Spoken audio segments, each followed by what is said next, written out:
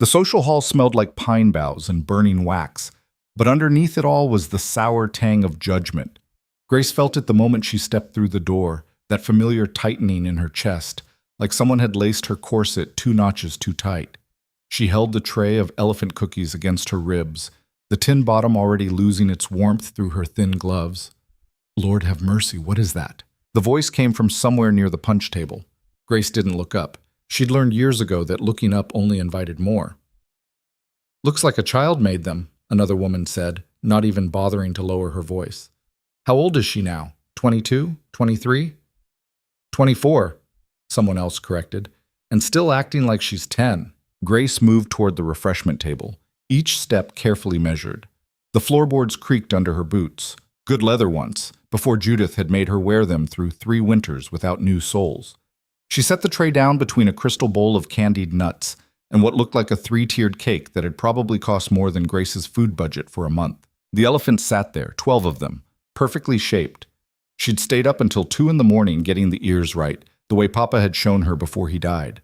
The way he'd told her that small things made with care mattered more than big things made with money.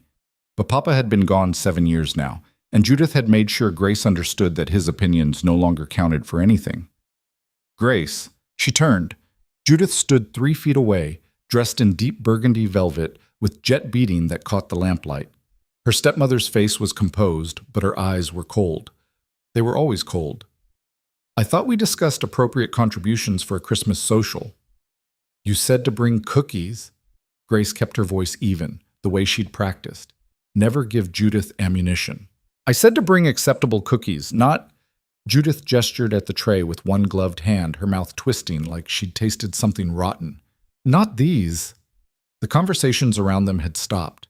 Grace felt the weight of 30 pairs of eyes, all of them watching to see what would happen next. This was entertainment in a town where nothing much happened between harvest and spring. They're elephant cookies, Grace said quietly. Papa used to... Your father is dead. Judith's voice cut clean through the sentence. And you're embarrassing both of us. Remove them. For just a moment, maybe 3 seconds, maybe less, Grace considered it. Picking up the tray, walking back through that door, going home to her freezing attic room where at least nobody watched her fail. Then she heard it. Elephants. A small girl, maybe 6 years old, had broken away from her mother's grip and was standing in front of the table with her eyes wide. She had red hair that stuck out in all directions and a gap between her front teeth. Mama, look! They have trunks and everything. The little girl reached out one finger, not quite touching, reverent in the way only children could be around something they found magical. Grace felt something crack open in her chest, something that had been frozen solid for a long time. Would you like one? Grace asked. Grace, Judith started, but the little girl's mother was already there, her face tight. That's very kind, but we shouldn't... Please. Grace picked up one of the elephants, the smallest one, and held it out. They're meant to be eaten. The little girl looked at her mother. Her mother looked at Judith. Judith's face had gone very still, the way it did before she delivered punishment. The mother took the cookie, handed it to her daughter, and said, What do you say, Margaret? Thank you. Margaret bit the elephant's trunk off immediately, and her whole face transformed. It's good. Mama, it's really good. That was when everything went wrong. Or maybe it was when everything finally went right. Grace would spend a long time afterward trying to decide. 3 more children appeared from nowhere, the way children always did when one of them found something worth having. They clustered around the table, reaching for elephants with sticky fingers and asking questions in those loud, carrying voices that children never seemed able to control. Why are they elephants? Did you make them yourself? Can I have the big one? Grace handed them out, one by one, and for maybe 90 seconds she forgot where she was. She forgot about Judith's face going darker by the moment, forgot about the women whispering behind their gloves, forgot about the fact that she'd worn the same dress to this social for 3 years running because Judith said she didn't deserve a new one. Then Charles Brennan's voice rang out across the hall. Well, well, little Grace playing with children again? How appropriate. He was leaning against the far wall with 3 of his friends, all of them young men with money enough to spend their December drinking instead of working. Charles had courted her once, back before Papa died, had stopped the moment Judith took over the house. I heard she never grew up properly, one of the others said. David something? Grace couldn't remember his last name. Something wrong with her in the head. Not wrong enough to keep her from making a fool of herself in public, Charles answered. He pushed off the wall and walked closer, his boots loud against the wooden floor. Tell me, Grace, do you think you're going to catch a husband by acting like a child? The children had gone quiet. Margaret was still holding half an elephant, but she'd stopped eating it. I'm not trying to catch anyone, Grace said. Her voice came out steadier than she'd expected. No? Charles picked up one of the remaining elephants, held it up to the light like he was examining it for defects. Then what's this, some kind of advertisement? Look how sweet and domestic I am. Won't someone please take pity on me? Put it down. Everyone turned. The voice had come from the doorway, a voice Grace didn't recognize, low and rough like gravel under wagon wheels. The man standing there was tall, maybe 6'2", with shoulders that strained against a heavy coat that had seen better days. His hair was dark, long enough to touch his collar, and his eyes were the color of storm clouds. He looked like he'd walked straight out of the wilderness, which, Grace realized, he probably had. I said, put it down. The stranger walked forward, not fast but not slow either, just steady, like he had all the time in the world and expected everyone else to wait for him. Charles's face went red. Who the hell are you? Someone who was promised there'd be food worth eating at this thing. The stranger stopped in front of the refreshment table, looked at the crystal bowl of candied nuts, the three-tiered cake, the plate of what looked like dry shortbread that nobody had touched. Then he looked at the elephants. Those for eating or for looking at? Grace found her voice. Eating. Good. He picked one up, the biggest one, the one Grace had been most proud of, and bit into it. The hall had gone completely silent. Even the musicians had stopped tuning their instruments. The stranger chewed slowly, his expression unreadable. Grace felt her heart trying to climb out through her throat. She didn't know why this mattered so much. She didn't know why she was holding her breath, waiting for this rough-looking man she'd never met to decide whether her cookies were worth swallowing. Then he smiled. Not a big smile, just a small one, barely there, gone almost as soon as it appeared. These are good, he said. Really good. They're elephants, Charles said, like that explained something. She makes cookies shaped like children's toys, and they taste like home. The stranger looked directly at Grace for the first time, and she felt the impact of it like a physical thing. Like someone actually gave a damn while making them. When's the last time you ate something like that? Charles opened his mouth, closed it again. That's what I thought. The stranger finished the cookie, dusted the crumbs off his hands, and picked up another one. I'll take the rest of these.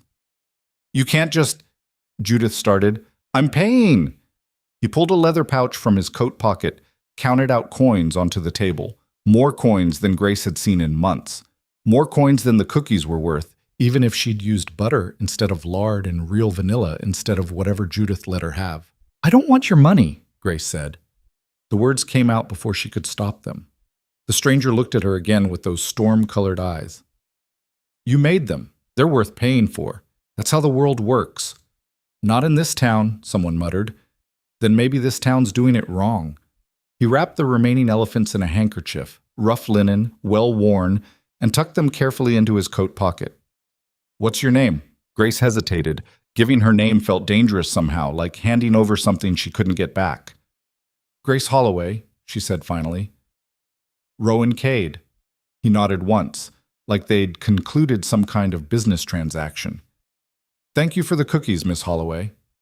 Then he turned and walked out of the hall, leaving 35 people staring after him, and Grace standing there with her empty tray and her heart doing strange things in her chest.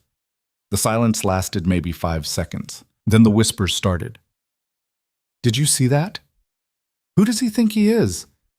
And Grace just stood there, letting him... I always knew there was something wrong with her. Grace didn't hear the rest. She was already moving toward the door, her hands shaking so badly the empty tray rattled.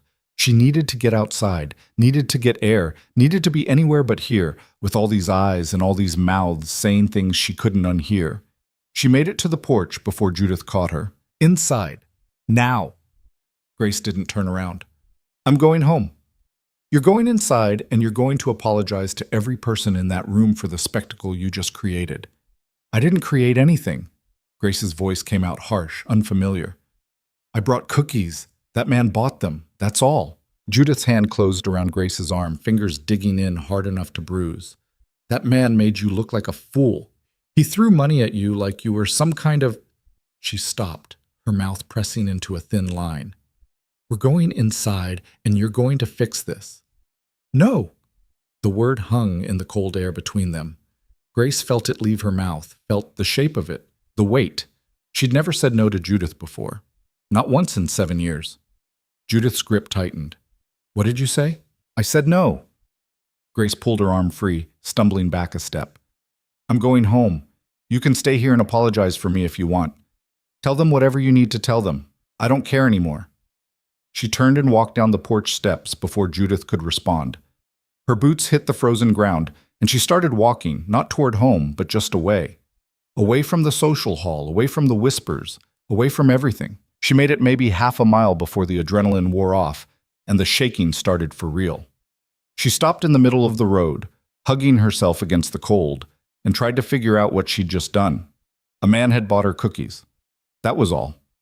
A stranger had tasted what she'd made and said it was good, and now everything felt different, like the world had tilted 3 degrees sideways. She heard the wagon before she saw it, wheels crunching over frozen earth, a horse's steady breathing. She stepped to the side of the road automatically, not looking up, not wanting to see which neighbor would be witnessing her walking alone in the dark. The wagon stopped beside her. Need a ride? Rowan Cade sat in the driver's seat, holding the reins loose in one hand. His coat collar was turned up against the cold, and his breath made clouds in the freezing air. Grace should have said no, should have politely declined and kept walking, should have done any number of things that wouldn't have led to more gossip tomorrow. Yes, she said instead. He held out a hand. She took it. His palm was rough with calluses, warm despite the weather. He pulled her up onto the seat beside him like she weighed nothing. Where to? Grace gave him the address. He nodded and clicked his tongue at the horse. They rode in silence for a while. Grace tried not to think about how close she was sitting to him, tried not to notice the way the wagon seat forced their shoulders together every time they hit a rut in the road. Those people back there, Rowan said finally, they always like that? Pretty much. And you live with them? It wasn't a question, but Grace answered anyway. I live with my stepmother. She's one of them. The woman who tried to make you take the cookies back. Yes, more silence. The town was falling away behind them now, houses getting farther apart, lights becoming scarce. The elephants, Rowan said. Why elephants? Grace pulled her coat tighter. My father used to tell me stories about them. He'd never seen one. Nobody in this town has. But he read about them in books. Said they were loyal, that they remembered things, good and bad, and they took care of their families. She stopped, realizing she was talking too much. It's stupid. It's not stupid. Everyone else thinks it is. Everyone else is wrong. Rowan glanced at her, just for a second. You know that, right? Grace didn't answer. Didn't know how to answer. Because no, she didn't know that. She'd spent 7 years being told she was wrong about everything. Her clothes, her manners, her cookies, her father's memory. After 7 years, you started to believe it. They reached Judith's house too quickly. Rowan stopped the wagon in front of the gate, and Grace climbed down before he could help her. Thank you for the ride. You gonna be all right? Grace looked at the dark windows of the house. Judith wasn't home yet. She'd have at least an hour, maybe 2, before the reckoning. I'll be fine, she lied. Rowan studied her face for a long moment. Then he reached into his coat pocket and pulled out the handkerchief with the elephants. Here, those are yours. You paid for them. I paid because they were worth paying for, but they're not mine. He held them out. Keep them. Eat them tomorrow when you need to remember that somebody thought they were good. Grace took the handkerchief. The elephants were still warm from his pocket. Thank you, she said, and meant it. Rowan nodded. Then he turned the wagon around and headed back toward town, leaving Grace standing in front of a house that had never been home, holding a handful of cookies that somehow meant everything. She went inside, put the elephants on her dresser, got ready for bed. When Judith came home 2 hours later, Grace was still awake, listening to the footsteps on the stairs. They stopped outside her attic door. But Judith didn't knock, didn't come in, just stood there for a few seconds, then walked away. Grace should have known better than to think it was over. She should have known that Judith's silence was more dangerous than her anger, But she was too busy thinking about storm-colored eyes and rough hands and the way it felt to hear someone say her cookies tasted like home. By morning, that feeling would be gone. By morning, everything would be different. By morning, Grace Holloway would be standing in the snow with nothing but the clothes on her back, learning what it really meant to have nowhere left to go. But for now, just for this one night, she let herself hope. It was the last time she'd make that mistake for a while. Mat. The pounding started before dawn. Grace jerked awake, her heart already racing before her mind caught up with what was happening. The attic door shook in its frame. Someone was hitting it hard enough to rattle the hinges. "Get up!" Judith's voice, cold and sharp as January ice. "Get up now!" Grace stumbled out of bed, her feet hitting the freezing floor. She'd slept in her dress, the attic was too cold for anything else, and her fingers fumbled with the lock. The door flew open before she could touch it. Judith stood there with a lamp in one hand, and behind her were two men Grace recognized from church. Thomas Wardell, who ran the general store, and his brother James, who worked at the livery. "Pack your things," Judith said. Grace's mouth went dry. "What?" "Everything you own. You have 5 minutes." "I don't understand." "You don't need to understand." Judith's face was absolutely still, absolutely certain. "You need to pack." Grace looked at the two men. Thomas wouldn't meet her eyes. James was staring at the wall like he wished he were anywhere else. "Why are they here?" Grace asked. "To make sure you leave." Judith set the lamp down on Grace's dresser, right next to the handkerchief full of elephants. She looked at them for a long moment, her mouth twisting. 5 minutes. Or you leave with nothing. She turned and walked out. The two men stayed in the doorway. Grace's hands were shaking so hard she could barely grip her carpet bag. She didn't have much. 3 dresses, counting the one she was wearing, a pair of extra stockings, her mother's hairbrush, a book of her father's poetry. The elephants. She wrapped them back in the handkerchief, tucked them carefully into the bag. "Time's up," Judith called from downstairs. It had been maybe 3 minutes.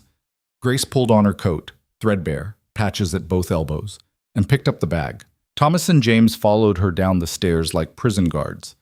Judith was waiting at the front door, dressed and perfect, despite the early hour. She must not have slept at all. Must have spent the whole night planning this. "Where am I supposed to go?" Grace asked. "That's not my concern." "It's December. It's freezing. You should have thought of that before you humiliated me in front of the entire town." Grace's throat tightened. "I brought cookies to a social. That's all I did." "You let a strange man treat you like a prostitute." Judith's voice was flat, matter of fact. "You let him throw money at you in front of everyone. You made me look like I'd raised a girl with no morals and no sense." "He bought cookies. He bought you." Judith stepped closer, and Grace saw something she'd never seen before in her stepmother's eyes. Not just anger, fear. Everyone saw it. Everyone knows what it means when a man like that pays attention to a girl like you, and I won't have it said that I allowed it under my roof. "A man like what?" "A girl like—" Grace stopped, felt the pieces falling into place, ugly and sharp. "You don't even know him." "I know enough. He's living out at the old Garrett place, been there 2 weeks. No family, no references, just showed up with money and bought land." Judith's mouth pressed into a thin line. "And now he's making eyes at my stepdaughter. No, I won't have people thinking I'm running that kind of house." Grace laughed, couldn't help it. The sound came out cracked and bitter. "You're throwing me out in the snow because a stranger bought cookies from me. I'm protecting my reputation. If you'd had any sense, you'd have protected yours." Judith opened the door. The cold rushed in, stealing the air from Grace's lungs. "Get out. It's 5 in the morning. It's December. Where am I supposed to—" "The church takes in charity cases. I'm sure Pastor Williams will find you somewhere appropriate to sleep." Judith's voice dropped. "Unless you'd rather go knocking on Mr. Cade's door. I'm sure he'd be happy to provide shelter, for a price." The slap happened before Grace knew her hand was moving. The crack of it echoed through the hall, loud as a gunshot. Judith's head snapped to the side. For one long second, nobody moved. Then Judith touched her cheek, her fingers coming away from a red mark already blooming. "Get her out," she said quietly. Thomas and James moved forward. Grace stumbled backward, but there was nowhere to go. They took her arms. Not rough, but not gentle either. and walked her through the door. The cold hit like a fist. Grace's breath came out in clouds, and her coat was already too thin, already failing against the pre-dawn freeze. "I'm sorry, Grace," Thomas muttered. "We're just following orders, I know." They let her go at the end of the walkway. Grace heard the door close behind her, heard the lock slide home. She stood there for a minute, maybe longer, trying to make her brain work. The church was 2 miles away. She could walk it. She'd walked farther in worse weather. Except her boots had holes in the soles and her coat was meant for October, not December, and the carpet bag was already making her arm ache. She started walking anyway, because what else was there to do? The town was dark and silent around her. Everyone still asleep except for Grace and her ruined reputation and the cold that was already seeping through her clothes. She made it half a mile before she had to stop, her teeth chattering so hard she thought they might break. The sky was starting to lighten, not dawn yet, but close. Another hour and people would be waking up. Another hour, and everyone would know that Judith had thrown Grace out. They'd know, and they wouldn't care. Or worse, they'd care in all the wrong ways. They'd nod and say Judith was right to protect herself. They'd whisper about Grace and that strange man and what must have happened to make Judith take such drastic action. By noon, Grace would be a cautionary tale. By evening, nobody would remember her any other way. She started walking again, slower now. Her feet had gone numb. That was probably bad. The church appeared ahead, its white steeple catching the first gray light of morning. Grace climbed the steps, tried the door. Locked. She tried again, pulling harder. Still locked. Of course it was locked. It wasn't Sunday. Pastor Williams lived in the rectory behind the church, and he wouldn't be up for another hour at least. Grace sat down on the top step and wrapped her arms around her knees. She'd wait, and she'd explain. And Pastor Williams would help. Because that's what pastors did. Except Pastor Williams had been at the social last night. Pastor Williams had seen Rowan Cade buy Grace's cookies, had seen Judith's face, had probably heard everything Charles Brennan said. Grace put her head down and tried to stop shaking. It didn't work. She was still sitting there when she heard the wagon. Same sound as last night. Wheels on frozen earth, a horse's steady breathing. Grace didn't look up. Didn't want to see which early rising neighbor was about to witness her freezing on the church steps. The wagon stopped. Someone climbed down. "Miss Holloway?" Grace's head came up fast. Rowan Cade stood at the bottom of the steps, his coat dusted with road dirt like he'd been traveling. His face was hard to read in the pre-dawn light. "What are you doing here?" The words came out sharper than she'd intended. "Was going to ask you the same thing." Grace looked away. "Waiting for the pastor." "In December, before dawn." "Yes." Silence. Then Rowan climbed the steps and sat down beside her. Not close, but not far either. Close enough that she could feel the warmth coming off him, could smell wood smoke and leather, and something else she couldn't name.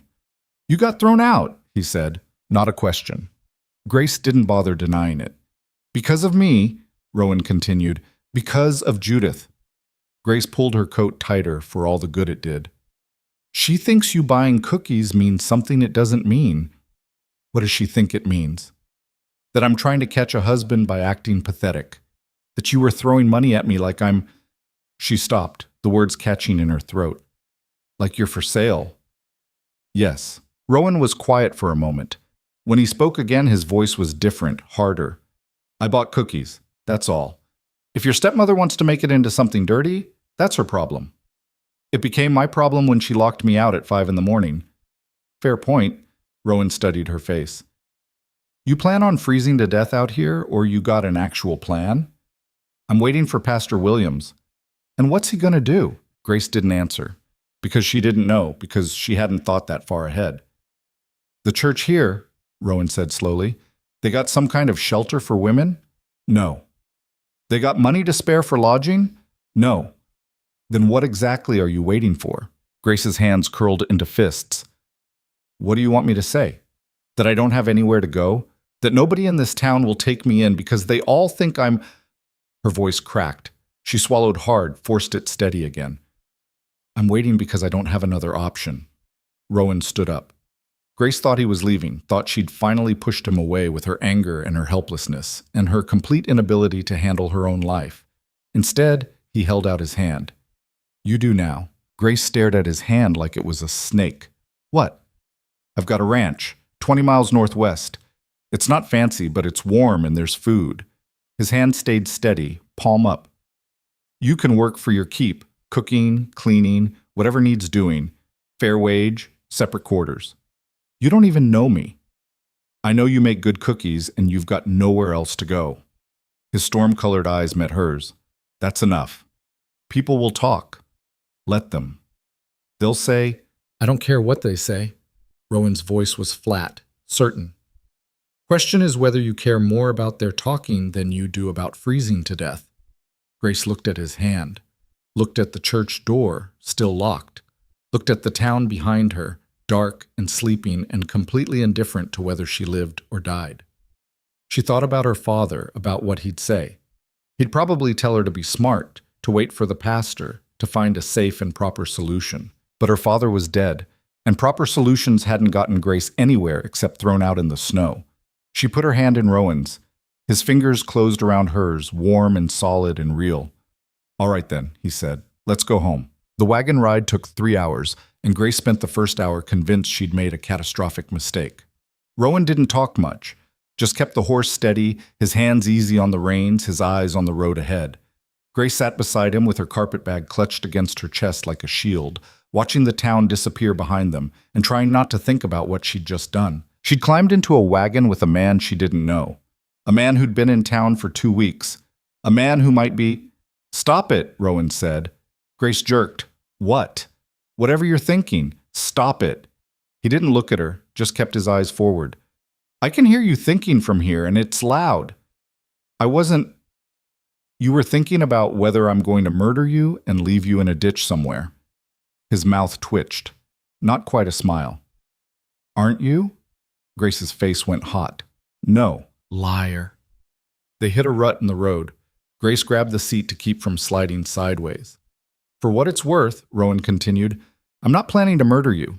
Too much work to dig a hole in frozen ground, and the wolves would make a mess of things. He glanced at her then, and his eyes had something in them that might have been humor. If I was going to kill someone, I'd wait for spring. Better weather for it. Grace stared at him. That's not funny. Little bit funny. It's not. You're still sitting here, though, so either you believe me or you've decided frozen wolves are better than your stepmother. He turned his attention back to the road. Either way, we've got 2 more hours. Might as well get comfortable. Grace didn't get comfortable, but she did loosen her grip on the carpet bag slightly, and after a while her shoulders came down from where they'd been hunched up near her ears. The landscape changed as they traveled.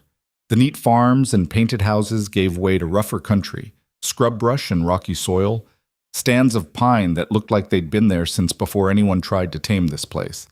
The road got worse too, barely more than wagon ruts through frozen earth. Not many people come out this way, Grace said finally. That's the point.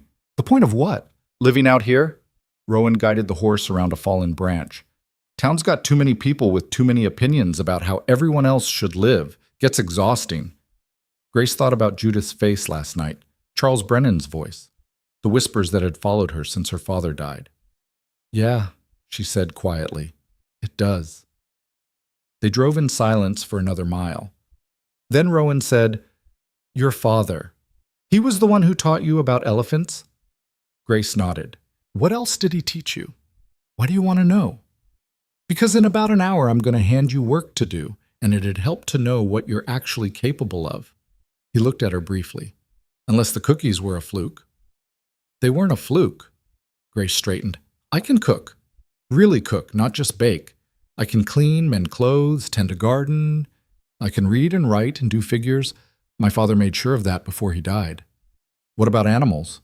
I can handle chickens. I've never worked with horses or cattle. You'll learn, Rowan pointed ahead.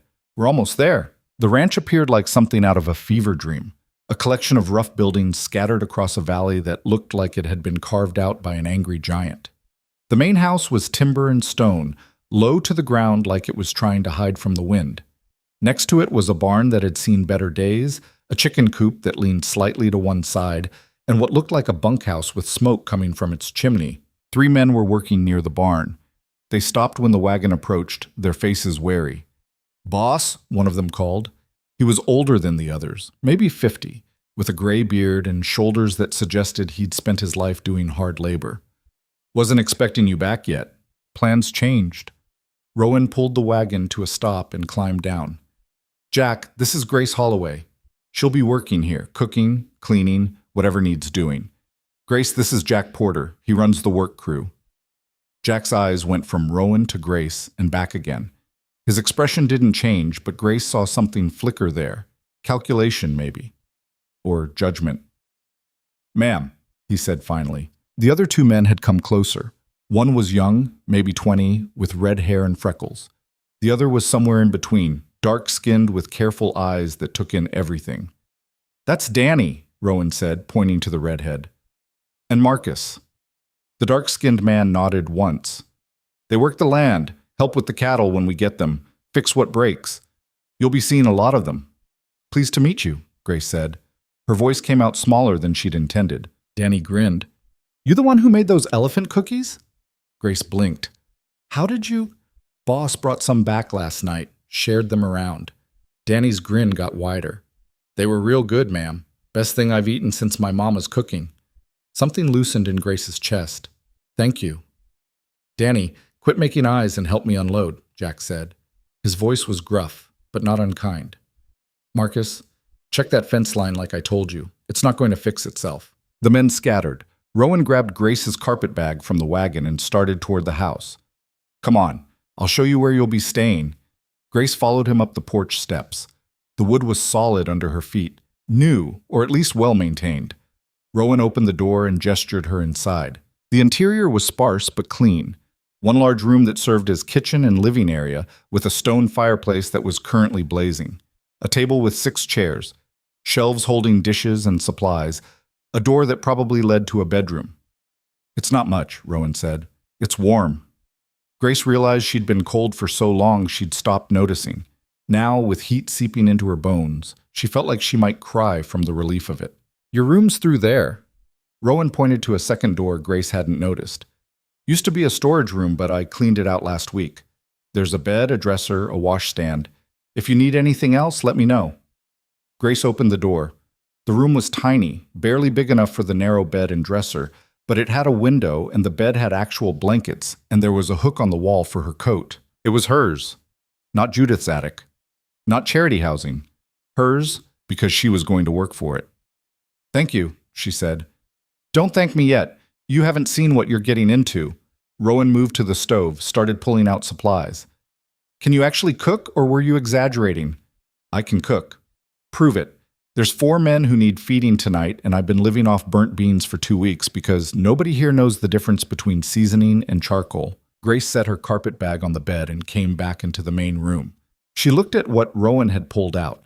Dried beans, a chunk of salt pork, some potatoes that had seen better days, flour, lard. Not much, but enough. "I'll need water," she said. "And an onion if you have one." "Well's out back. Onions are in the cellar." Rowan headed for the door, then paused. "Grace," she looked up. "You don't have to be afraid here. I know you don't believe that yet, but it's true." His face was serious, storm-colored eyes steady on hers. "Any of these men give you trouble, any kind of trouble, you tell me. Understood?" Grace nodded, not trusting her voice. Rowan left. Grace stood in the middle of the kitchen and tried to remember how to breathe normally. Then she rolled up her sleeves and got to work. By the time the sun started setting, she'd made beans that didn't taste like burnt offerings, cornbread that was actually edible, and stewed apples with cinnamon she'd found in the back of the spice cupboard. It wasn't fancy, but it was real food made with something resembling care. The men came in when she rang the bell. Another thing her father had taught her, that working men needed to be called to meals or they'd work straight through sunset. They filed in with dirt on their hands and exhaustion in their faces, and stopped short when they saw the table. "Is that actual food?" Danny asked. "Sit down and find out," Grace said. They sat. She served. And for the first time in 7 years, Grace watched people eat something she'd made and actually enjoy it. Jack ate 3 helpings of beans. Marcus asked if there was more cornbread. Danny looked like he might propose marriage over the stewed apples. Rowan didn't say anything, just ate steadily and watched Grace with an expression she couldn't read. When dinner was over, the men cleared their plates without being asked and headed back to the bunkhouse. Jack paused at the door. "That was good, Miss Holloway. Real good. Thank you." He nodded once and left. Grace started cleaning up, her hands busy with hot water and soap, while her mind tried to catch up with everything that had happened in the last 12 hours. Thrown out. Taken in. Given work. Fed men who actually appreciated it. She was so focused on the dishes that she didn't hear Rowan come back until he spoke. "You did good." Grace turned. He was leaning against the doorframe, his coat off and his shirt sleeves rolled up.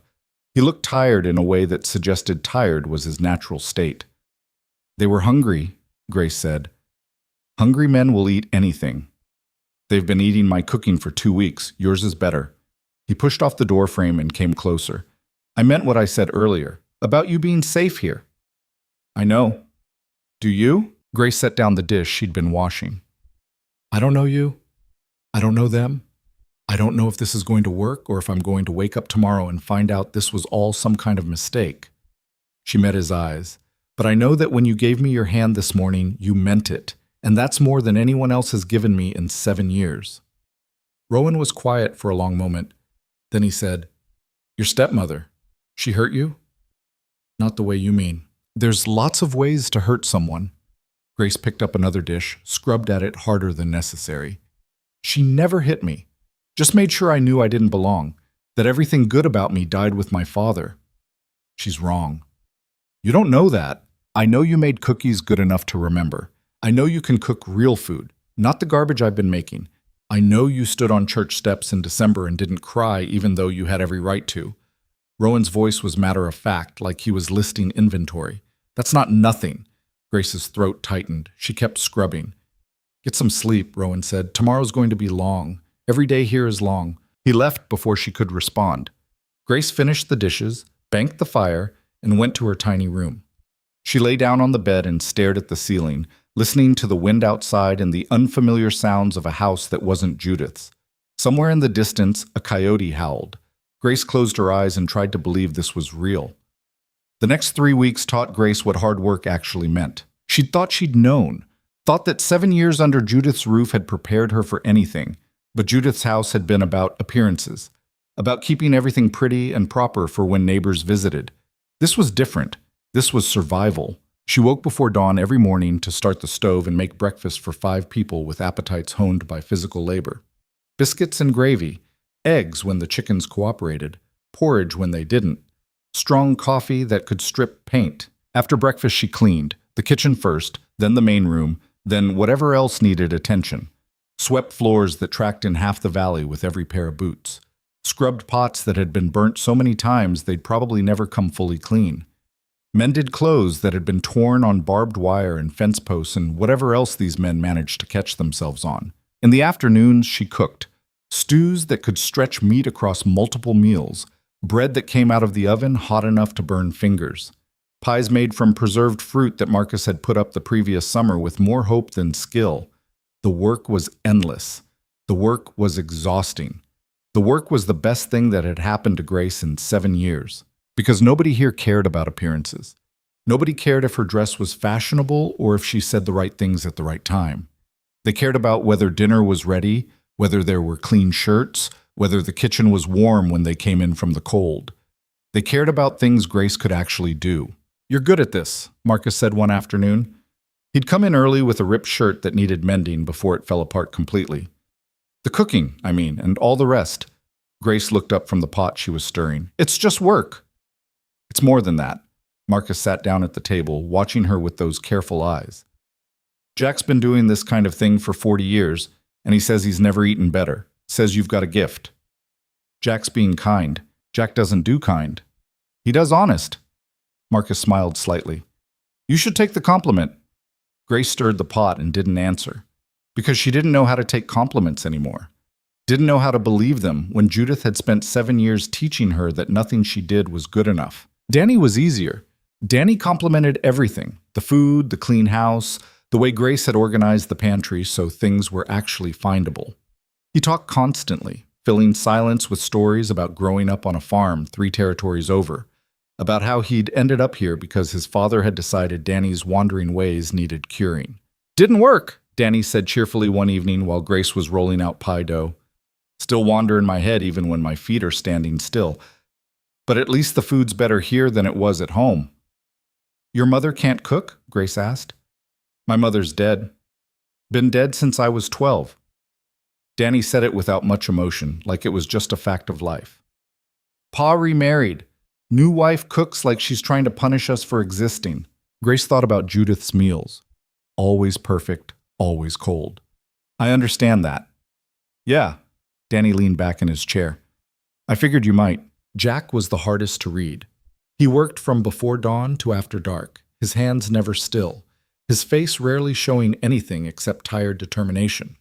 But sometimes Grace would catch him watching her with an expression that might have been approval, and once he'd told Rowan that hiring her was the smartest decision the boss had made since buying the ranch. Rowan himself was a puzzle Grace couldn't solve. He worked harder than anyone, up before the sun and still moving long after it set. He fixed the barn roof, mended fence lines, hauled water when the well pump broke. He was everywhere and nowhere, always busy, rarely speaking unless spoken to. But he noticed things. When Grace's hands got chapped from washing in cold water, new gloves appeared on her dresser. When she mentioned that the chickens weren't laying well, he brought home a different type of feed. When she burned herself on the stove one morning, he showed up that evening with a tin of salve that actually worked. He didn't make a production of any of it. Just left things where she'd find them and never mentioned it again. It made Grace's chest do strange things, made her wonder what it meant, made her careful not to wonder too hard. The first time she went to town with Rowan was 3 weeks after she'd arrived. We need supplies, he'd said that morning. You're coming with me. Make a list of what you need for the kitchen. Grace had frozen, her hands gripping the edge of the counter. I can't go to town. Why not? Because they'll say... She stopped, unable to finish the sentence. They'll say what they're already saying. Rowan's voice was flat. Might as well give you a chance to pick out your own flour. So Grace had made her list with shaking hands and climbed into the wagon beside Rowan, trying not to think about what would happen when they arrived. The general store was crowded. Grace saw it through the window before Rowan even stopped the wagon. A dozen people inside, all of them talking, all of them turning when she walked through the door. The silence was immediate and absolute. Thomas Wardle stood behind the counter, the same man who'd helped throw Grace out of Judith's house. His face went carefully blank when he saw her. Rowan, he said, what can I do for you? Need supplies. Miss Holloway has a list. Grace pulled the paper from her pocket with fingers that wanted to shake. She handed it to Thomas and didn't look at anyone else in the store. Thomas read the list. His eyebrows went up slightly. This is a lot of flour. I cook for 5 men. They eat a lot. Grace kept her voice steady through sheer force of will. I'm sure they do. Thomas's tone was absolutely neutral, but Grace heard everything he wasn't saying underneath it. A woman's voice from behind her. I heard she's living out at the Garrett place now, alone with all those men. Another voice. Judith must be mortified. Well, what did she expect? The girl was always... Enough. Rowan's voice cut through the whispers like a knife through butter. Grace turned and saw him standing in the doorway, his face absolutely still except for his eyes. Those storm-colored eyes that had gone dark as a thunderhead. You want to gossip, Rowan said quietly. Do it somewhere I can't hear. Miss Holloway's here for supplies, not for your opinions about how she's living her life. The store went silent again. Then a man Grace didn't recognize spoke up from the back. We're just concerned about her reputation. Are you? Rowan's voice was flat as winter ice. Where was that concern when she was freezing on church steps before dawn? Where was it when she needed somewhere to go and not one of you opened your doors? Nobody answered. That's what I thought. Rowan looked at Thomas. Fill the order. We'll be outside. He gestured to Grace. She followed him out of the store on legs that felt like they might give out any second. They stood by the wagon in silence, while inside, Thomas presumably filled the order. Grace could feel eyes watching from every window, could imagine the whispers already starting up again. I'm sorry, she said finally. For what? For making things difficult. You didn't make anything difficult. They did. Rowan leaned against the wagon, his arms crossed. You know what your problem is? Grace looked at him. You keep apologizing for existing. Stop it. I'm not. You are. You apologize for taking up space, for needing things, for being alive. His eyes locked on hers. You don't owe them that. You don't owe them anything. They think I'm living in sin. Let them think it. It's not that simple. It is that simple. They're going to think what they want, regardless of what you do. Might as well live your life instead of trying to please people who decided you weren't worth pleasing years ago. Thomas came out with the supplies before Grace could respond. He loaded them into the wagon without meeting Grace's eyes, took Rowan's money, and went back inside without a word. The ride back to the ranch was quiet. Grace sat with her hands in her lap and tried to figure out if Rowan was right. If it really was that simple. If she could really just stop caring what they thought. That night, she made venison stew and biscuits and apple butter from a recipe her father had loved. The men ate like they were starving, and Jack told her she'd outdone herself. Rowan caught her eye across the table. Something passed between them. Understanding, maybe. Or agreement. Grace went to bed that night and realized she'd gone the whole day without thinking about Judith, without worrying about whether she was doing things right or whether someone was judging her. She'd just lived, cooked and cleaned and worked and lived. It felt like breathing after being underwater for 7 years. The trouble started on a Tuesday. Grace was in the kitchen making bread when she heard horses outside. Not unusual. They got occasional visitors, travelers looking for directions or supplies. But something about the sound made her uneasy. She wiped her hands on her apron and went to the window. 4 men sat on horses in front of the house. 3 of them Grace didn't recognize. The 4th was Charles Brennan. Her stomach dropped. Rowan came out of the barn, Jack and Marcus behind him. Danny appeared from somewhere around the side of the house. They didn't look friendly. Grace couldn't hear what was being said, but she saw Charles gesture toward the house. Saw Rowan shake his head. Saw one of the other men say something that made Jack's face go dark. Then Charles pointed directly at the window where Grace was standing. She stepped back quickly, her heart hammering. This was bad. This was very bad. The kitchen door opened. Rowan came in, his face absolutely expressionless in a way that somehow looked more dangerous than anger. "Pack a bag," he said. Grace's blood went cold. "What?" "Just overnight. You're not staying here tonight." "I don't understand." Charles and his friends are from the town council. They're saying there have been complaints about impropriety, about you living here without proper supervision. Rowan's jaw was tight. "They want to take you back to town, put you somewhere appropriate." Grace's hands started shaking. "Where's appropriate?" "Didn't ask. Don't care. You're not going with them." "Then where am I going?" "There's a widow about 10 miles east, Mrs. Patterson. She takes in boarders sometimes." Rowan moved to the table, started gathering supplies. "You'll stay there tonight. Tomorrow I'll figure out something more permanent."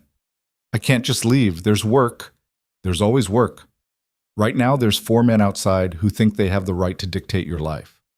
He looked at her, and his eyes were blazing. "I'm not letting that happen." Grace's throat closed up. "They'll say you're running me off, that you're admitting something improper happened." "Let them say it. Rowan, I don't care what they say." His voice came out louder than Grace had ever heard it, sharp enough to cut. Then he stopped, took a breath, got himself back under control. "I care about keeping you safe. That's all." Something broke open in Grace's chest, something that had been locked tight since her father died. "Okay," she whispered. She packed quickly. Just a change of clothes, her hairbrush, the handkerchief with one remaining elephant cookie that she'd been saving. When she came back out, the men were still there, Charles sitting on his horse like he owned the place. Rowan helped her into the wagon without a word. Then he climbed up beside her, took the reins, and turned the horse toward the road. "You're not answering our questions, Cade," Charles called after them. Rowan didn't even look back. They drove in silence for a mile. Then Grace said, "This is my fault." "No. I shouldn't have come here. I should have known." "Stop." Rowan's hands were tight on the reins. "You needed somewhere to go. I had somewhere. That's all that happened." "That's not what they think happened." "I don't care what they think." "You should. They can make trouble for you." "Let them try." Grace looked at his profile, the hard line of his jaw, the stubborn set of his shoulders. "Why are you doing this?" "Doing what?" "Helping me. Protecting me.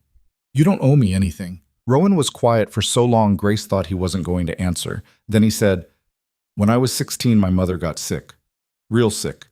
Nobody in our town would help because she'd had me out of wedlock, and they'd decided that made her not worth saving." His voice was flat, emotionless. "She died on a Tuesday. I buried her on a Wednesday, left town on a Thursday, and never went back." Grace's chest ached. "I'm sorry. I'm not telling you for sympathy. I'm telling you so you understand." He looked at her then, really looked at her. "I know what it's like when a town decides you're not worth helping. I'm not letting it happen to someone else, not when I can do something about it." Grace didn't know what to say to that, didn't know how to respond to the idea that someone might actually care about what happened to her. So she just said, "Thank you." Rowan nodded once and turned his attention back to the road. Mrs. Patterson's house appeared just as the sun was setting. It was small but well kept, with smoke coming from the chimney and curtains in the windows. The woman who answered the door was maybe 60, with iron gray hair and sharp eyes that took in everything at once. "Rowan Cade," she said. "Heard you'd bought the Garrett place."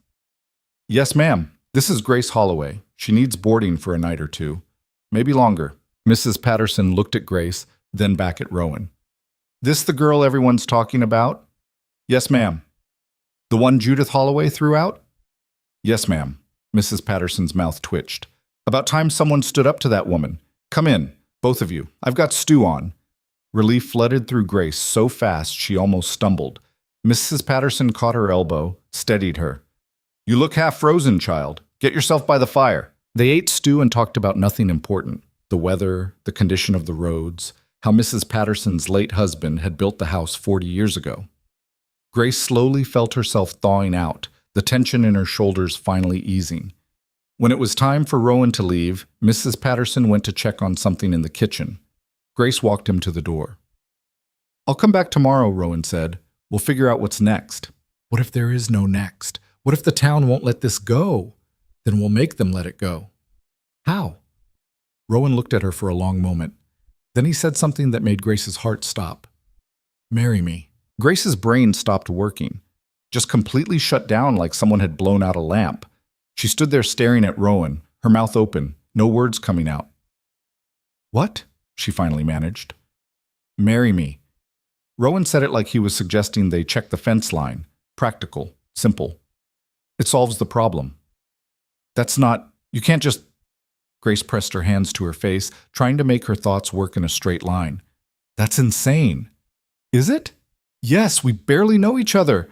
I know you make good food and work hard and don't complain when things get difficult. You know I'm not going to throw you out when the town gets noisy." Rowan leaned against the doorframe, his arms crossed. "That's more than most people know before they get married. That's not how marriage works." "How does it work then?" Grace's hands dropped. "There's supposed to be, I don't know, feeling, affection, something more than just solving a problem." "Affection comes later, or it doesn't. Either way, you'd have a roof over your head and a legal right to be there." Rowan's face was absolutely serious. "Nobody could touch you. Not Charles, not the town council, not even Judith." Grace's heart was doing something complicated in her chest. Half of her wanted to say yes immediately, just to have it settled. The other half was screaming that this was crazy, that you didn't marry someone you'd known for 3 weeks, that this would end badly. "Why would you do this?" she asked. "What do you get out of it?" "Someone who can cook, someone to run the house, so I can focus on the ranch." He paused. "Someone I don't have to worry about the town destroying." That last part hit Grace square in the chest. She looked at Rowan's face, really looked at it. Saw the exhaustion there, the determination, the anger he was keeping locked down tight. "You're serious," she said. "I don't joke about things like this." "I need to think." "Fair enough." Rowan straightened. "I'll be back tomorrow afternoon. You can give me your answer then." He left before Grace could say anything else. She stood in the doorway, watching his wagon disappear into the dark, her whole body shaking. Mrs. Patterson appeared behind her. "That boy just asked you to marry him?" Grace turned. "You heard that?" "I'm old, not deaf." Mrs. Patterson moved to the fire, picked up a poker and jabbed at the logs. "What did you tell him?" "I said I needed to think." "Smart girl." Mrs. Patterson settled into a chair with a sigh. "Though I'll tell you right now, you could do a lot worse." "I don't even know him." You know enough. You know he's got honor, which is more than I can say for most men. The older woman looked at Grace with those sharp eyes. You know he's willing to stand between you and a whole town full of people who've decided you're not worth defending. That's not nothing. Grace sat down hard in the other chair.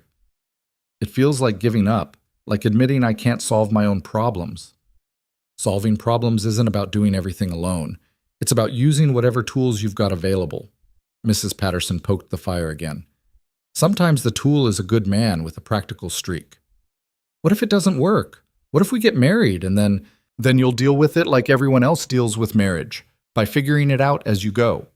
Mrs. Patterson's mouth twitched. My Henry proposed to me after knowing me for 2 weeks. Everyone said it would be a disaster. We had 43 years together before he died, and most of them were good. Grace pulled her knees up to her chest, wrapped her arms around them. I'm scared. Of course you are. You'd be stupid not to be. Mrs. Patterson set the poker down. But let me ask you something. What scares you more, marrying Rowan Cade or going back to that town and letting them decide your future for you? Grace didn't have to think about the answer to that one. She spent the night in Mrs. Patterson's spare room, staring at the ceiling and trying to imagine what her life would look like if she said yes. Married, to a man she'd known for 3 weeks, living on a ranch in the middle of nowhere with 4 men who were essentially strangers. It sounded terrifying. It also sounded better than anything Judith or the town council had planned for her. Somewhere around 3 in the morning, Grace made her decision. Then she lay awake until dawn trying to talk herself out of it, failing repeatedly. Rowan showed up at 2 in the afternoon, right on time. Grace met him at the door with her bag already packed. Yes, she said before he could ask. Something flickered across Rowan's face. Relief, maybe. Or surprise that she'd actually agreed. You're sure? No, but I'm saying yes anyway. Rowan's mouth quirked up at one corner, almost a smile. Good enough? We'll go to town now, find the pastor, get it done. Now? Grace's voice came out higher than intended. Today? No point waiting. The longer we wait, the more time Charles has to cause problems. Rowan took her bag, loaded it into the wagon. Unless you want a big ceremony with flowers and a fancy dress. Grace thought about the last wedding she'd attended, Judith's cousin, with half the town watching and judging every detail. She'd rather eat glass. No, she said. Let's just get it done. Mrs. Patterson came out to say goodbye. She pulled Grace into a brief, fierce hug. You'll be all right, child, and if he gives you trouble, you come straight back here and I'll set him right. Yes, ma'am. And Rowan? Mrs. Patterson turned her sharp gaze on him. You treat this girl well, you hear? She's had enough people treating her poorly. Yes, ma'am. They drove toward town in silence. Grace kept her hands clasped tight in her lap to keep them from shaking. This was happening. This was really happening. In an hour, she'd be married to a man who bought elephant cookies and offered shelter and looked at her like she was worth defending. It was completely insane. The town came into view. Grace felt her stomach clench. What if the pastor won't do it? She asked. He'll do it. How do you know? Because I'm going to pay him, and he needs the money more than he needs to make a moral stand. Rowan's voice was flat. Everything comes down to money eventually. Might as well use that. They pulled up in front of the church. Grace stared at the white steeple, remembering the last time she'd been here. Freezing on the steps, waiting for help that never came. Rowan climbed down, came around to her side, held out his hand. Grace took it. Pastor Williams answered the door himself. His face went through several expressions in rapid succession when he saw them. Surprise, confusion, something that might have been guilt. Miss Holloway, Mr. Cade, what can I do for you? We need you to perform a marriage, Rowan said. Today, right now. The pastor's eyebrows shot up. I'm sorry, what? You heard me. We want to get married. You're the only one authorized to do it in this county. Rowan pulled out his wallet, counted out bills. More money than Grace had seen in one place since her father died. This enough to make it happen? Pastor Williams stared at the money. Grace saw him calculating, saw him weighing his principles against whatever debts or needs he had. The money won. I'll need witnesses, he said finally. We'll find some. And there's usually a waiting period. Can you waive it? Pastor Williams looked at the money again. I suppose in special circumstances. Good. Let's go. They ended up with Thomas Wardell and his wife Sarah as witnesses. Thomas looked like he'd swallowed something sour when Rowan asked, but Sarah's face showed something else, something softer. "Of course we'll witness," Sarah said. "Come on, Thomas, the pastor's waiting." They gathered in the church, the 5 of them in a building that could hold 200. Grace stood next to Rowan in front of the altar, acutely aware of how wrong this all was. No flowers, no guests, no joy. Just a transaction dressed up in holy words. Pastor Williams opened his book, started reading. Grace barely heard the words. She was too busy trying to breathe normally, trying not to think about how her father would react if he could see this. Would he be disappointed? Would he understand? "Do you, Rowan Cade, take this woman to be your lawfully wedded wife?" "I do." Rowan's voice was steady, certain. "And do you, Grace Holloway, take this man to be your lawfully wedded husband?" This was it. Last chance to back out. Last chance to say no and find some other way to survive. Grace looked at Rowan. He was watching her, storm-colored eyes calm, not pushing, not demanding, just waiting for her to decide. "I do," she said. Pastor Williams blessed them, declared them married, said something about kissing that made Grace's face go hot, but Rowan just squeezed her hand once and let go. It was done.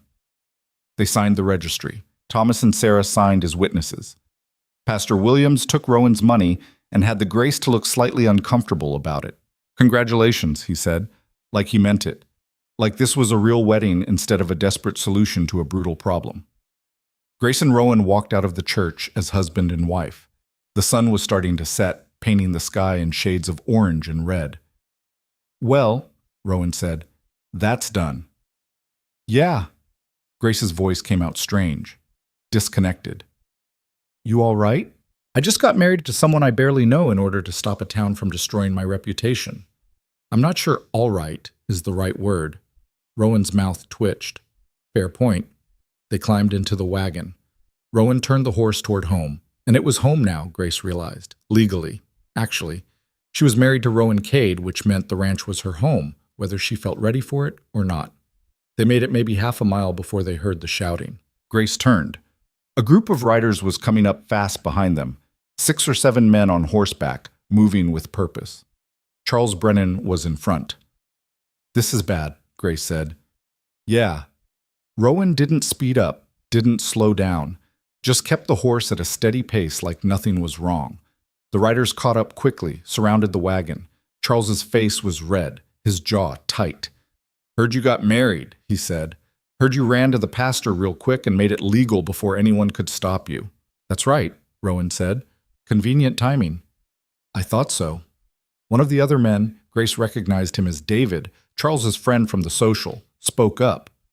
"Seems awful suspicious. Girl gets accused of impropriety. Next day she's married to the man she was living with. Makes a person wonder what you were trying to cover up." "Makes a person wonder why you care so much about other people's business," Rowan replied. His voice was still calm, but Grace felt the tension in him, felt how carefully he was holding himself still. "We care about morality in this town," Charles said. "We care about making sure people behave properly." "Then you should start with yourselves." Rowan's eyes locked on Charles. "Last I checked, harassment wasn't particularly moral behavior." "We're not harassing anyone. We're asking legitimate questions. By surrounding a wagon on a public road? By following a married couple home?" Rowan's hand moved slightly. Grace saw he had something under the seat, probably a rifle. "Back off." "Or what?"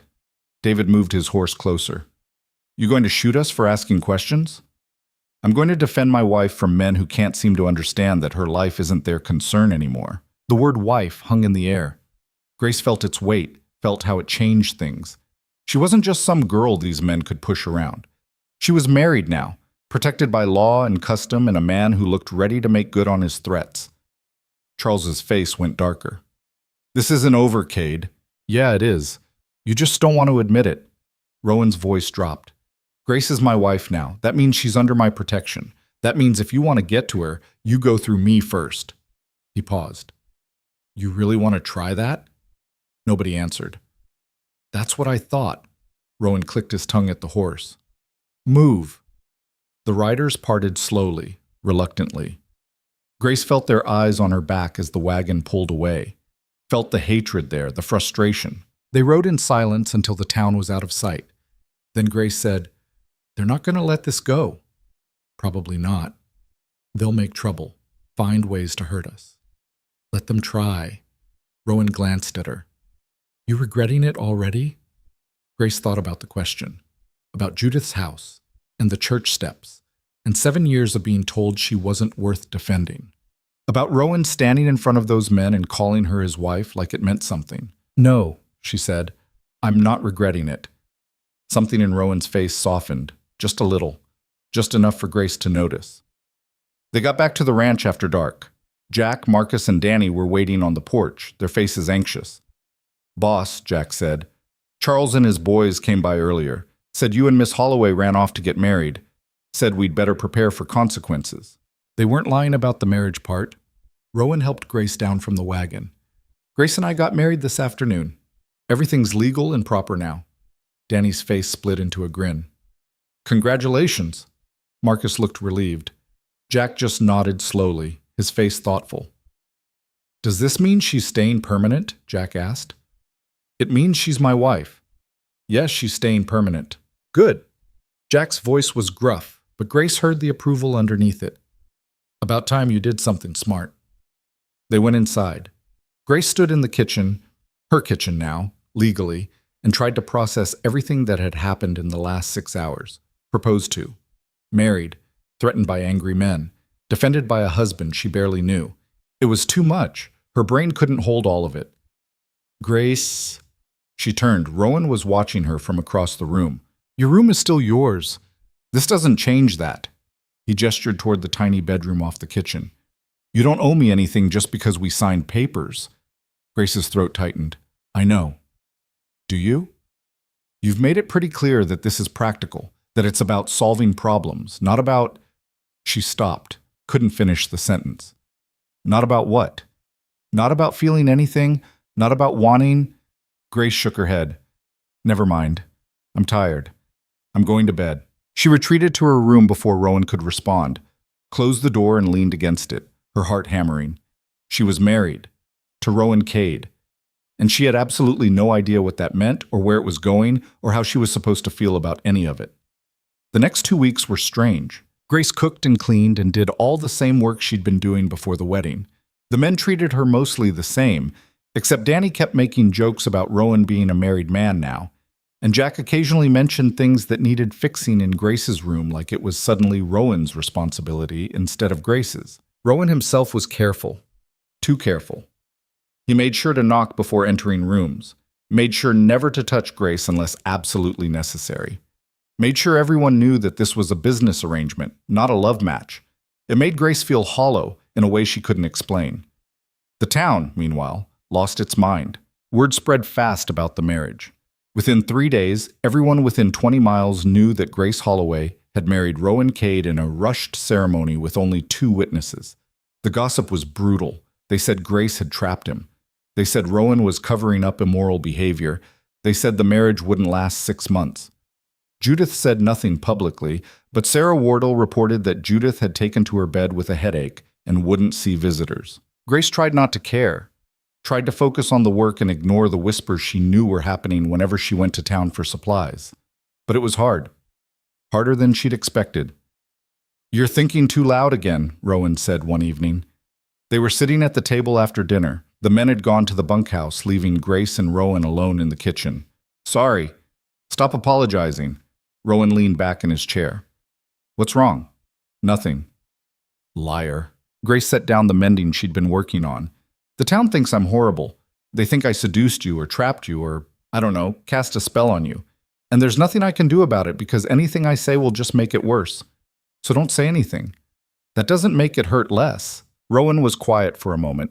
Then he said, "My mother used to tell me that other people's opinions are like weather. You can't control it, can't stop it, can only decide whether you're going to let it ruin your day. That's easy to say when you're not the one they're talking about. They talked about my mother for 16 years. Said she was loose, said she was teaching me bad morals, said I'd turn out just like her. Whatever that meant." Rowan's face was hard. "She ignored them, raised me anyway, did what she needed to do to survive." Grace looked at him. really looked at him. Saw the boy who'd buried his mother and left everything behind. Saw the man who'd decided that helping someone else might matter more than protecting himself from gossip. "I'm sorry about your mother," she said quietly. "I'm sorry about your father." They sat in silence for a while.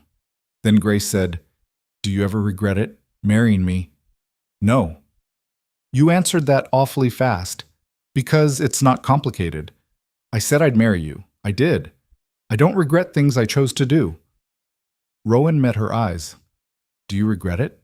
Grace thought about Judith's house, about the cold attic and the endless criticism and the feeling that she was slowly disappearing. Thought about this kitchen, this warmth, this bizarre arrangement that was somehow better than anything she'd had in 7 years. "No," she said, "I don't regret it." Something passed between them then. Something Grace couldn't name but felt anyway. The trouble came back on a Monday. Grace was in town alone. Rowan had offered to come, but she'd insisted she could handle picking up flour and sugar by herself. She'd been wrong. She was loading supplies into the wagon when she heard Judith's voice. "Grace." Grace's hands froze on the flour sack. She turned slowly. Judith stood 10 feet away, dressed in dark blue with her hair perfect as always. But her face was different, harder, angrier than Grace had ever seen it. "Hello, Judith?" "Don't!" Judith's voice was sharp as broken glass. "Don't pretend we're on friendly terms. Don't pretend you didn't destroy everything I built." Grace set the flour sack down carefully. "I didn't destroy anything. I left. That's all." "You left and immediately married a stranger. You made me look like a fool in front of the entire town." Judith stepped closer. "Everyone's saying I must have been horrible to you, that I must have done something terrible to make you run off like that. You threw me out in the snow before dawn with nowhere to go." Grace kept her voice level. "What did you think would happen? I thought you'd learn your lesson. I thought you'd come back and apologize, and we'd work it out like civilized people." Judith's hands were clenched at her sides. "Instead, you married that man out of spite. I married him because he offered me shelter when nobody else would, including you. He's using you." Judith's voice dropped. "Can't you see that? He wanted a housekeeper he didn't have to pay properly, so he married you. In 6 months he'll be tired of you, and then where will you be?" Grace felt something crack open in her chest. Not anger, something colder, clearer. "If that happens, I'll deal with it, but at least I'll have 6 months of being treated like a person instead of a burden." She picked up the flour sack again. "Now, if you'll excuse me, I have work to do." She turned her back on Judith and finished loading the wagon. Waited for Judith to say something else, to make some threat or final accusation. But Judith just walked away, her back straight and her head high. Grace climbed into the wagon and drove out of town with her hands shaking and her eyes burning. She didn't cry, wouldn't give Judith that satisfaction. But it hurt. Even though it shouldn't, even though Judith had forfeited any right to hurt Grace the moment she'd locked her out, it still hurt. Grace was halfway home when the wagon wheel hit a rut and shattered. The crack was loud, sharp. The wagon lurched sideways. Grace grabbed for the seat, managed to keep from falling, but the horse stopped and the wagon tilted at a dangerous angle. "No, no, no," Grace muttered. She climbed down carefully, went to examine the damage. The wheel was split straight through, completely unusable. And Grace was 5 miles from home with a wagon full of supplies and a horse that was eyeing her like this was somehow her fault. She looked around. The road was empty. The sun was starting to set. The temperature was dropping fast. This was bad. Grace unhitched the horse. At least she knew how to do that much. She couldn't ride him home, but she could walk him, and maybe someone would come along eventually. She'd made it maybe a mile when she heard hoofbeats. Charles Brennan appeared around a bend, riding a bay mare that looked too expensive for casual travel. His face split into a smile when he saw Grace. "Well, well, Mrs. Cade, all alone on the road. Where's your husband?" Grace's stomach dropped. "The wagon broke. I'm walking home." "Long walk, getting dark." Charles dismounted, moved closer. "Let me give you a ride." "No, thank you." It wasn't really a question. Charles's smile didn't waver, but something in his eyes went hard. "You've caused a lot of trouble, Grace. Made a lot of people look bad. Made your stepmother cry." "I didn't make her do anything. You married a man you barely knew. You're living in sin. Everyone knows it. That marriage is a joke. Charles took another step closer. Grace backed up. But I'm willing to help you. I'm willing to take you back to town, get this mess straightened out. I don't need your help. Yeah, you do, because that husband of yours isn't here, is he? And I am, and there's nobody around to see what happens next. Fear shot through Grace like ice water. She looked around desperately. Still no one else on the road. Just Charles and his expensive horse, and that smile that didn't reach his eyes. Don't touch me, Grace said. Her voice came out steadier than she felt. Or what? You'll tell Rowan? Charles laughed. Who's he going to believe? You or me saying I just offered you a ride and you misunderstood? Grace's hand closed around the lead rope. She could hit him with it, maybe. Except Charles was bigger and stronger, and Grace had never hit anyone in her life except for that one slap she'd given Judith. Charles reached for her arm. Grace swung the lead rope. It caught Charles across the face with a crack that echoed through the empty air. He stumbled back, his hand going to his cheek, shock written across his features. You little... Grace ran. She didn't think about it, didn't plan it, just dropped the lead rope and ran. Her boots pounded against frozen earth. Her breath came in sharp gasps. Her coat tangled around her legs. Behind her, Charles shouted. She heard him coming after her. Grace veered off the road, into the scrub brush and rocks. Maybe she could lose him. Maybe... Her foot caught on something. She went down hard, her hands scraping against stone, her knee hitting with a crack that made stars explode behind her eyes. Charles grabbed her arm, hauled her up. His face was red, his cheek already showing a welt from the rope. You're going to regret that, he said. Then someone hit him. The punch came out of nowhere, a fist connecting with Charles's jaw with enough force to drop him like a stone. He hit the ground and didn't get back up. Rowan stood over him, his chest heaving, his knuckles already showing blood. He looked at Grace, and his eyes were wild. Are you hurt? Grace shook her head, couldn't speak, could barely breathe. Rowan moved to her, his hands gentle as they checked her over, found the scrapes on her palms, the torn knee of her dress where she'd fallen. What happened? His voice was tight, controlled. The wagon broke. He offered a ride. I said no. Grace's voice was shaking. He didn't take no for an answer. Rowan's jaw clenched. He looked down at Charles, who was groaning and trying to sit up. Stay down, Rowan said. The words came out flat. Dangerous. You move, I hit you again. Charles stayed down. Rowan turned back to Grace. Can you walk? I think so. Good. We're going home. Then I'm coming back here with Jack and Marcus, and we're having a conversation with Mr. Brennan about appropriate behavior. They walked back to where Grace had left the horse. Rowan lifted her onto its back like she weighed nothing, then swung up behind her. They rode double back to the ranch, Rowan's arms around Grace to keep her steady. She leaned back against his chest and tried to stop shaking. How did you find me? She asked finally. You were taking too long. I got worried. His voice was rough. I rode out to meet you and saw the broken wagon. I'm sorry, I should have... Don't apologize. Rowan's arms tightened slightly. You didn't do anything wrong. He did. Grace closed her eyes. Let herself feel safe for just a moment. Let herself believe that someone was actually protecting her instead of using her or judging her or throwing her away.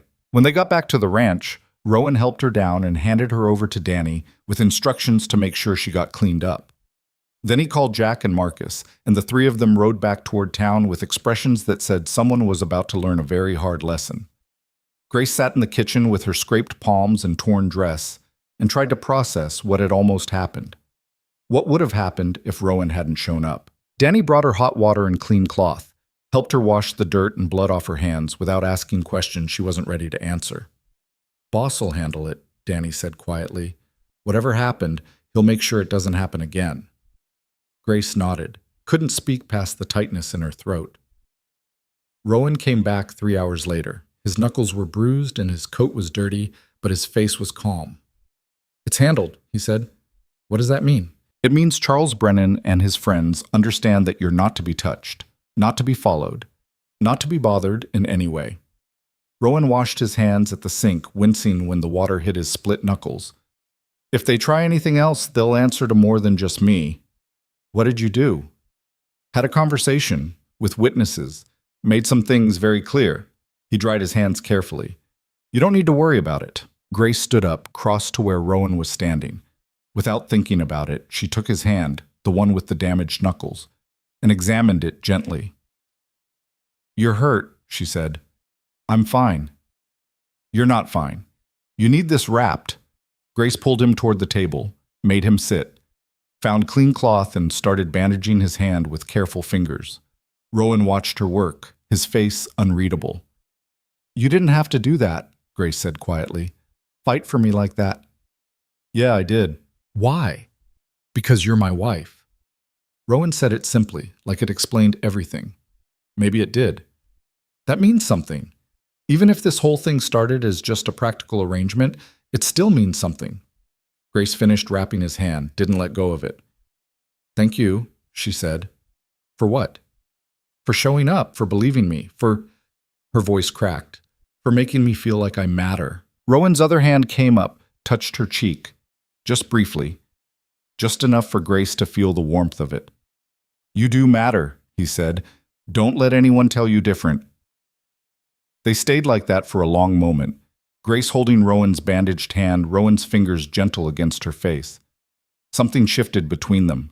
Something that had been practical and careful became something else. Something neither of them had words for yet. Then Rowan pulled back, stood up. "Get some rest. Tomorrow's going to be complicated." He was right about that. By noon the next day, the entire town knew that Rowan Cade had beaten Charles Brennan unconscious for accosting his wife. The versions varied wildly. Some said Rowan had attacked unprovoked. Others said Charles had tried to assault Grace. Still others claimed the whole thing was a setup to justify violence. The truth, as usual, didn't matter as much as the story people wanted to believe. What did matter was that by evening, a formal complaint had been filed. Not against Charles for what he'd done, against Grace, for public indecency, for immoral behavior, for conduct unbecoming. The sheriff showed up at the ranch just before sunset. Sheriff Hastings was a tired-looking man in his 50s with gray stubble and eyes that had seen too much stupidity to be impressed by more of it. He sat on his horse looking at the ranch like he'd rather be anywhere else. "Rowan Cade?" he called. Rowan came out of the barn, wiping his hands on his pants. Grace stood in the kitchen doorway, her heart already sinking. "That's me. Need to talk to you, and your wife." Hastings dismounted slowly, like his knees hurt. "There's been a complaint filed." "Against who?" "Mrs. Cade." "Grace." Hastings pulled a folded paper from his coat. "Says here she's engaged in immoral conduct. Multiple witnesses claim she's been living inappropriately with several men, that her marriage to you was performed under false pretenses to cover up said conduct." Grace felt the blood drain from her face. Rowan's expression went very still. "That's a lie," Rowan said flatly. "Maybe it is, but there's been a formal complaint, which means I have to investigate." Hastings looked genuinely apologetic. "I need to take Mrs. Cade into town. There'll be a hearing tomorrow morning." "A hearing for what? She hasn't done anything wrong." "That's for the judge to decide." Hastings shifted his weight. "Look, Cade, I don't like this any more than you do, but there's proper procedure, and if I don't follow it, they'll just send someone else who will." Grace stepped forward before Rowan could say something that would make things worse. "I'll go." "Grace, it's fine." Her voice didn't shake. She was proud of that. "I'll go. We'll straighten this out, and it'll be done." Rowan looked at her like she'd lost her mind. "They're arresting you for being married. They're investigating a complaint. It's different." Grace met Hastings' eyes. "Do I need to pack anything?" "Just yourself, ma'am. You'll be staying at the boarding house tonight under supervision. Hearings at 9 tomorrow." "Under supervision?" Rowan's voice dropped dangerously low. "You mean under guard? I mean, someone making sure she appears for the hearing." Hastings looked uncomfortable. "It's standard procedure." "Your standard procedure is treating my wife like a criminal for getting married. My standard procedure is following the law, even when the law is being used for stupid reasons." Hastings' voice got harder. "You can fight me on this, but all that'll do is make it worse for her. Let me take her in, let the judge hear the case, let it get dismissed like it should be. Fighting now just gives them ammunition." Rowan looked like he wanted to hit something, but he turned to Grace instead. "You don't have to do this." "Yeah, I do." Grace tried to smile, failed. "It's going to be fine." It was not going to be fine, and they both knew it. Grace packed a small bag while Rowan stood in the doorway radiating barely controlled fury. Jack, Marcus, and Danny had gathered on the porch, their faces grim. "We'll testify," Jack said. "All of us. Tell them exactly how things have been here." "Appreciate it," Hastings said. "You'll get your chance tomorrow." Grace came out with her bag. Rowan took it from her, handed it up to Hastings, then helped Grace onto the back of the sheriff's horse like he was handling something that might shatter. "I'll be there tomorrow," Rowan said quietly. "First thing, and I'm bringing a lawyer." "There's no lawyer in town," Grace said. "Then I'll bring one from somewhere else." His hand squeezed hers briefly. "You're not facing this alone." Grace nodded, not trusting her voice. Hastings clicked his tongue at the horse, and they started moving. Grace looked back once. Rowan stood in the yard with his fists clenched, watching her go. Behind him, the ranch looked small and vulnerable in the fading light. The ride to town took an hour. Hastings didn't talk much, which Grace appreciated. She spent the time trying to prepare herself for whatever was coming, trying to remember that she hadn't actually done anything wrong. Except that didn't matter. In this town, the truth mattered less than what people wanted to believe. The boarding house was run by a woman named Mrs. Fletcher, who looked at Grace with a mixture of pity and disapproval that made Grace want to scream. She showed Grace to a small room on the second floor. "Sheriff says you're not to leave until tomorrow morning," Mrs. Fletcher said. "I'll bring dinner up shortly." "Am I locked in?" "No, ma'am, but if you try to leave, I'm to report it immediately." Mrs. Fletcher's face softened slightly. "For what it's worth, I don't think you did anything wrong, but that doesn't change what the town thinks." She left. Grace sat on the narrow bed and tried not to think about the fact that she was essentially under house arrest for the crime of getting married. Dinner came, bland stew and hard bread. Grace ate because not eating would just make tomorrow harder. Then she lay down in her clothes and stared at the ceiling, listening to the sounds of the town outside. Voices, laughter, normal people doing normal things while Grace waited to be judged for existing. She didn't sleep. Morning came gray and cold. Mrs. Fletcher brought breakfast, more hard bread, weak coffee. Grace forced it down and tried to make herself presentable with shaking hands. At 8:30, Hastings knocked on the door. "Time to go, ma'am." The courthouse was a 2-story building that normally handled land disputes and the occasional theft case. Today, it was packed. Grace walked in and saw what looked like half the town crammed into the gallery. Judith sat in the front row, her face composed.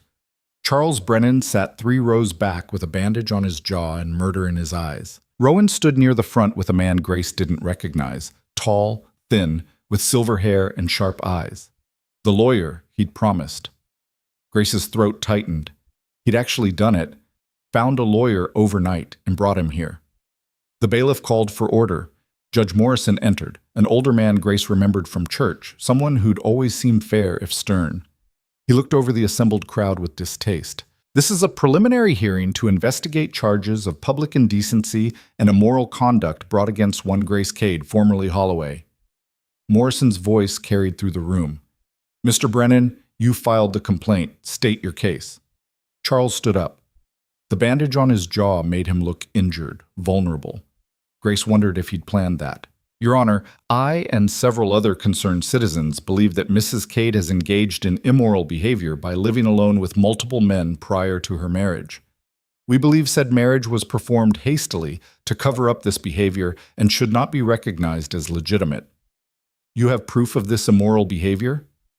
"She was living at the Garrett Ranch with 4 men, Your Honor, unmarried, for nearly a month before the wedding." "Working," Rowan's lawyer interjected. He stood smoothly, his voice calm. "Martin Webb, representing Mr. and Mrs. Cade. My client hired Mrs. Cade, then Miss Holloway, as a housekeeper and cook.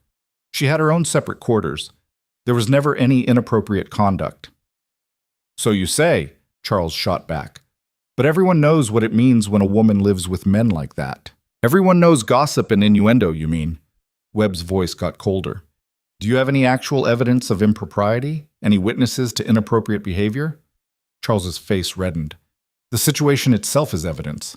The situation is a woman working for wages in order to survive after being thrown out by her stepmother in the middle of winter." Webb gestured to Judith. "Mrs. Holloway, would you like to explain why you evicted your stepdaughter at 5 in the morning in December with nowhere to go?" Judith's face went white. "I had my reasons." I'm sure you did. Were those reasons that she accepted money for cookies from a stranger? Because that's what led to her eviction, isn't it? She was behaving inappropriately. She was selling baked goods at a church social. If that's inappropriate, we'd better arrest every woman who's ever held a bake sale. Webb turned back to the judge. Your Honor, this is clearly a case of a young woman being targeted for having the audacity to survive after her family abandoned her. There is no evidence of immoral conduct. There is a legal marriage properly performed and witnessed. This hearing is a waste of the court's time. Judge Morrison looked thoughtful. Mr. Brennan, do you have any witnesses to actual immoral behavior? Not speculation, not assumptions, actual witnessed events? Charles hesitated. Well, no, but then this case is, I have questions. Another voice from the gallery. Grace turned and saw David standing up. If everything was so proper, why the rushed marriage? Why not wait? Do it right? Because your friend was harassing my client, Webb said coldly. Because the town council was threatening to remove her from the ranch and force her into appropriate housing that no one had actually arranged. Mr. Cade offered marriage to protect her from that harassment. That's not immoral. That's decent. Or convenient, David shot back, real convenient, that he gets a wife and housekeeper and she gets to hide behind respectability. Webb smiled. It wasn't a nice smile. You're suggesting that marriage for practical reasons is immoral? Should we investigate everyone in this town who married for land, for money, for family connections? Because I'm guessing that would include about half the people in this room. Murmurs ran through the crowd.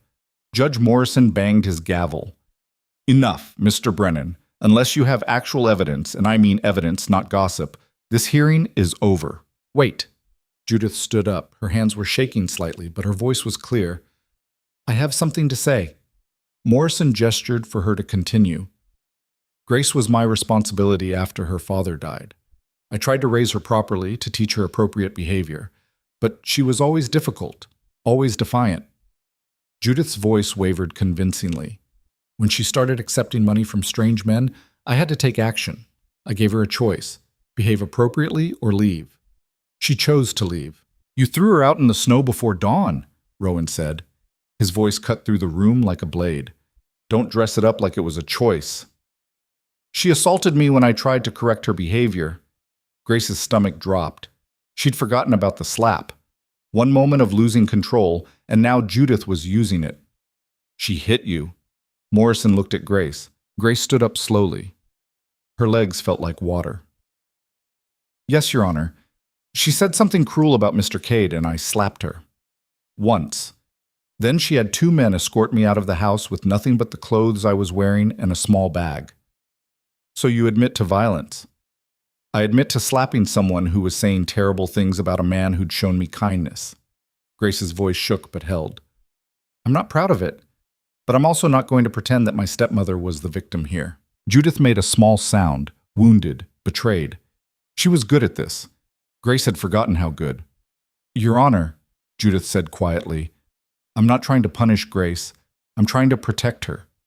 This marriage, it happened so fast. She barely knows this man. What happens when he gets tired of her? When he realizes he doesn't want a wife, just a housekeeper? She'll have nowhere to go again. She'll have a legal marriage, Webb said, which gives her rights, protection. That's more than she had living under your roof. Protection? Judith's voice rose. She's living in the wilderness with 4 strange men. How is that protection? Those 4 men treat her with more respect than this town ever did, Rowan said. He'd been quiet until now, but his voice carried weight. They don't judge her for things she didn't do. They don't spread rumors. They don't try to control her for their own comfort. You're twisting this, Charles said, making us sound like the bad ones when we're just trying to maintain standards. Your standards threw a woman out in the cold and then tried to arrest her for surviving it. Rowan's eyes locked on Charles. Your standards said it was fine for you to follow her on an empty road and try to force yourself on her. Don't talk to me about standards. The courtroom erupted, everyone talking at once, voices rising. Morrison banged his gavel repeatedly. Order! I will have order! The noise died down slowly. Morrison looked around the room with visible disgust. Here's what I see. A young woman was evicted from her home in winter. She found work. She married the man who employed her. All of this is legal. None of this is anyone else's business. He turned to Charles. Mr. Brennan, your complaint is dismissed. Mrs. Cade has done nothing wrong. But, Your Honor, Dismissed. Morrison's voice was final. And Mr. Brennan, if I hear you've been harassing Mrs. Cade again, we'll be having a very different conversation, one that involves charges against you for assault. Am I clear? Charles's face went purple, but he nodded. Good. This hearing is adjourned. Morrison banged his gavel one last time and stood. The courtroom dissolved into chaos. People talking, arguing, some looking satisfied, others furious. Grace just stood there trying to process that it was over, that she'd won, that the judge had actually sided with her. Rowan was at her side immediately, his hand on her arm. You all right? Grace nodded, not trusting her voice. Webb came over, looking satisfied. Well, that went better than expected. Thank you, Grace managed. How much do we owe you? Already settled with your husband. Though I'll note that this isn't over. The court case is done, but the gossip will continue. You need to prepare for that. We will, Rowan said. They left through a side door to avoid the crowd. Outside, the morning had turned brittle and cold. Grace breathed in the icy air and felt something loosen in her chest. I thought they were going to arrest me, she said. So did I. Rowan's jaw was tight. Morrison's more fair than I expected, or less willing to look stupid in front of a lawyer. That too. They walked to where Rowan had left the wagon. Grace climbed up, and Rowan settled beside her. But before he could take the reins, Grace spoke. Thank you, for the lawyer, for being there, for... Her voice cracked. For everything. Rowan looked at her, really looked at her. You're my wife. Where else would I be? Something in his tone made Grace's breath catch, like those words meant more than just a statement of fact, like they meant something he hadn't said out loud yet. Before she could respond, someone called Rowan's name. They turned. Sarah Wardell was hurrying toward them, her face flushed. Mr. Cade, wait.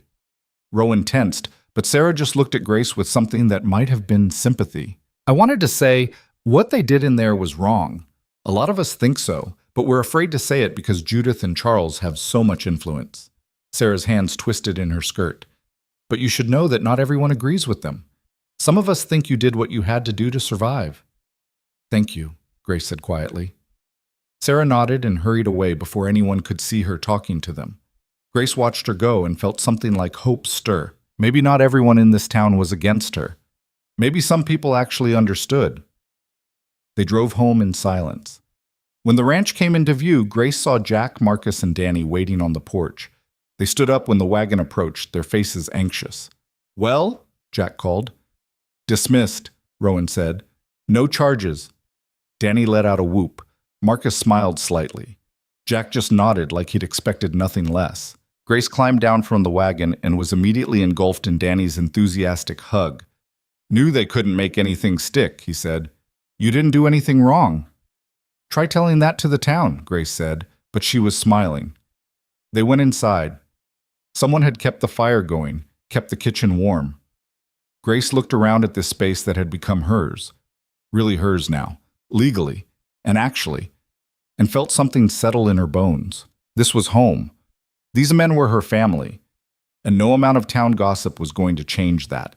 The next few weeks were difficult but manageable. The gossip didn't stop. Grace had known it wouldn't, but it became background noise instead of the main event. She went to town for supplies and ignored the whispers.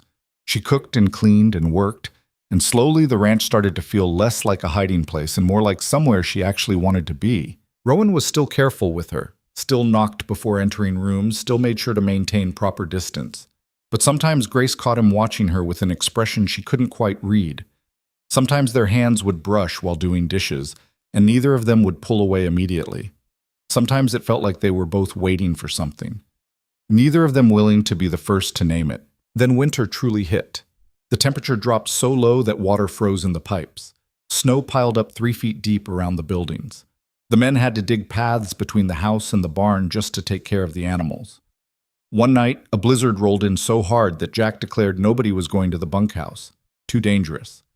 They'd all stay in the main house until it passed. Grace made stew and cornbread for 6 people crammed into one room. They ate by firelight because the wind was too strong to keep the lamps lit safely. Told stories. played cards, tried to ignore the howling outside. By midnight, Jack, Marcus, and Danny had bedded down near the fire. Rowan had given Grace his bedroom, saying he'd sleep in the chair, but Grace couldn't sleep. She lay in Rowan's bed, which smelled like wood smoke and leather and him, and listened to the storm trying to tear the roof off. Finally, she got up, crept out of the bedroom. Rowan was standing at the window, looking out at the white chaos. He turned when he heard her. "Can't sleep?" he asked. "Too loud." "Yeah." He turned back to the window. "Worst storm I've seen since I moved here." Grace came to stand beside him. Outside, the world was nothing but white and wind. Inside, the fire crackled and the men snored and everything felt small and warm and safe. "I keep thinking about that night," Grace said quietly, "when Judith threw me out.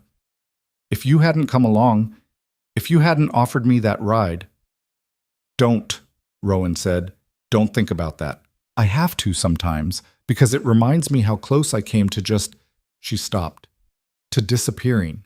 To becoming just another story people tell about what happens to girls who don't behave properly." Rowan looked at her then.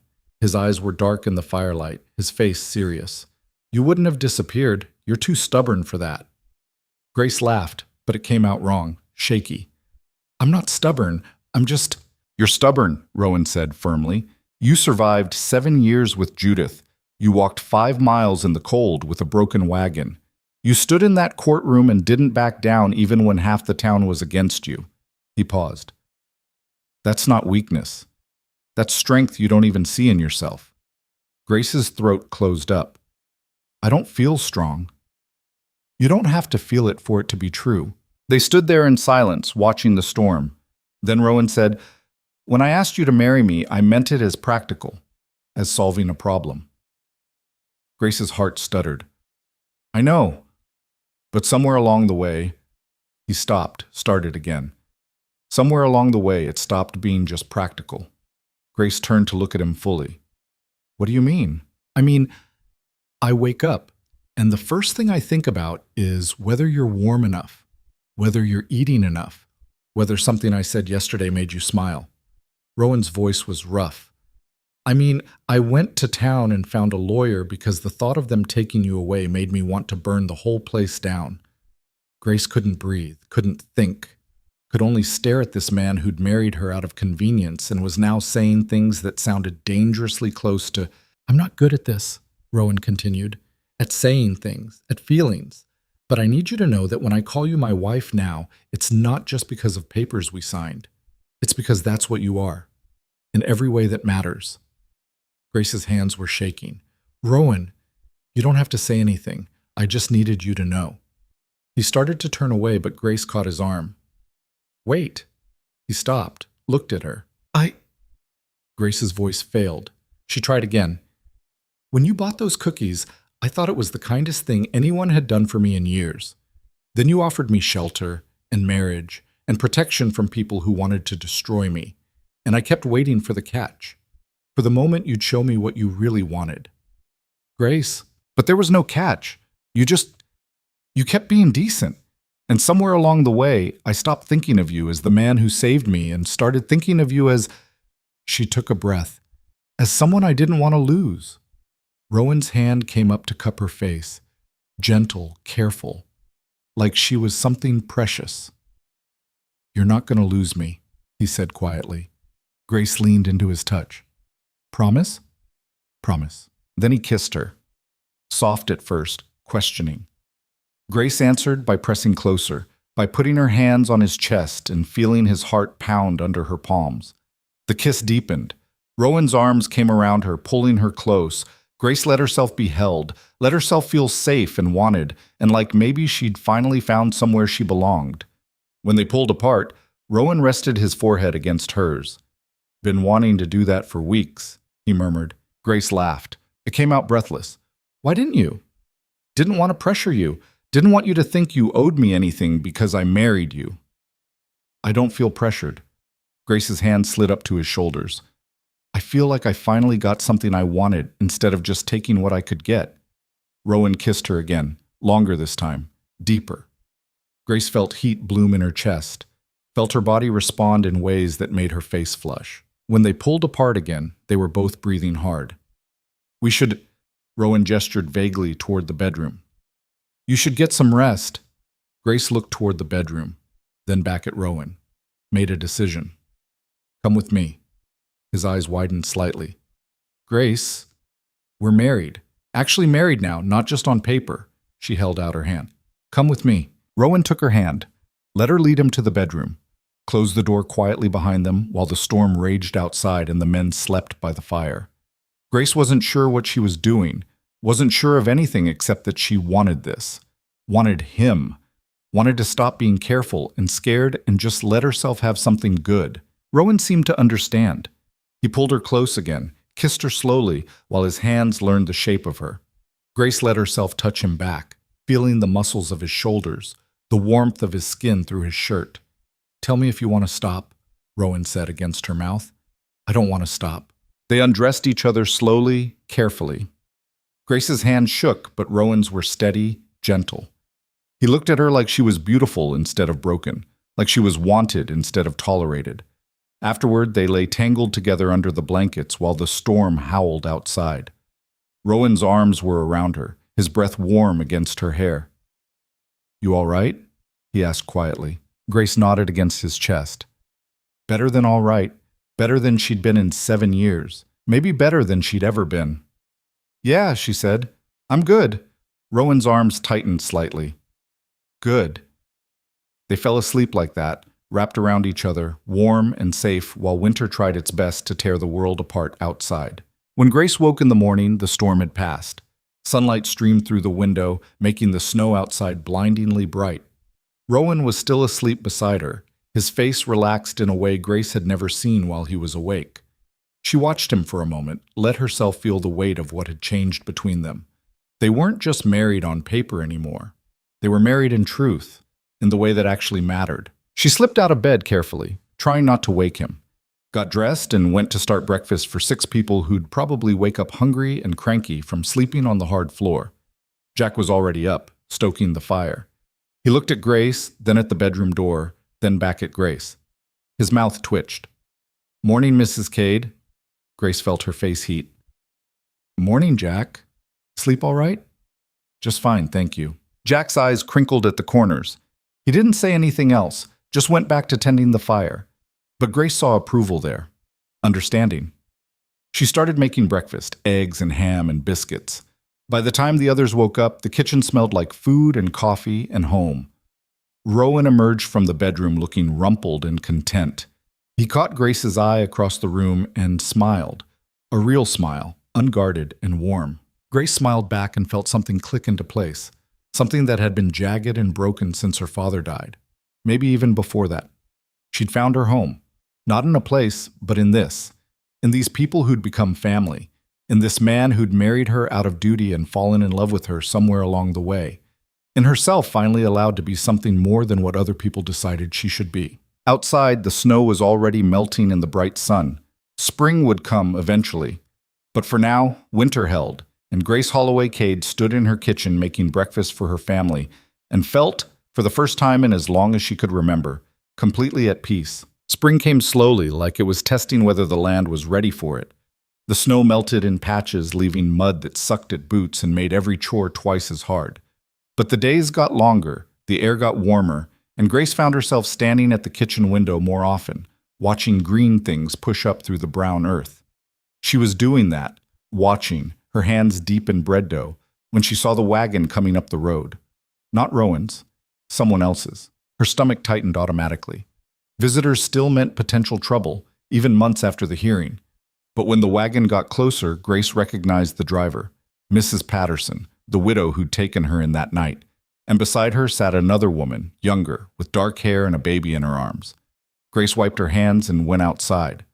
Rowan emerged from the barn at the same time, his face wary until he recognized Mrs. Patterson. "Ma'am," he said, helping her down. "Didn't expect to see you out here." "Wouldn't have come if it wasn't important." Mrs. Patterson gestured to the younger woman.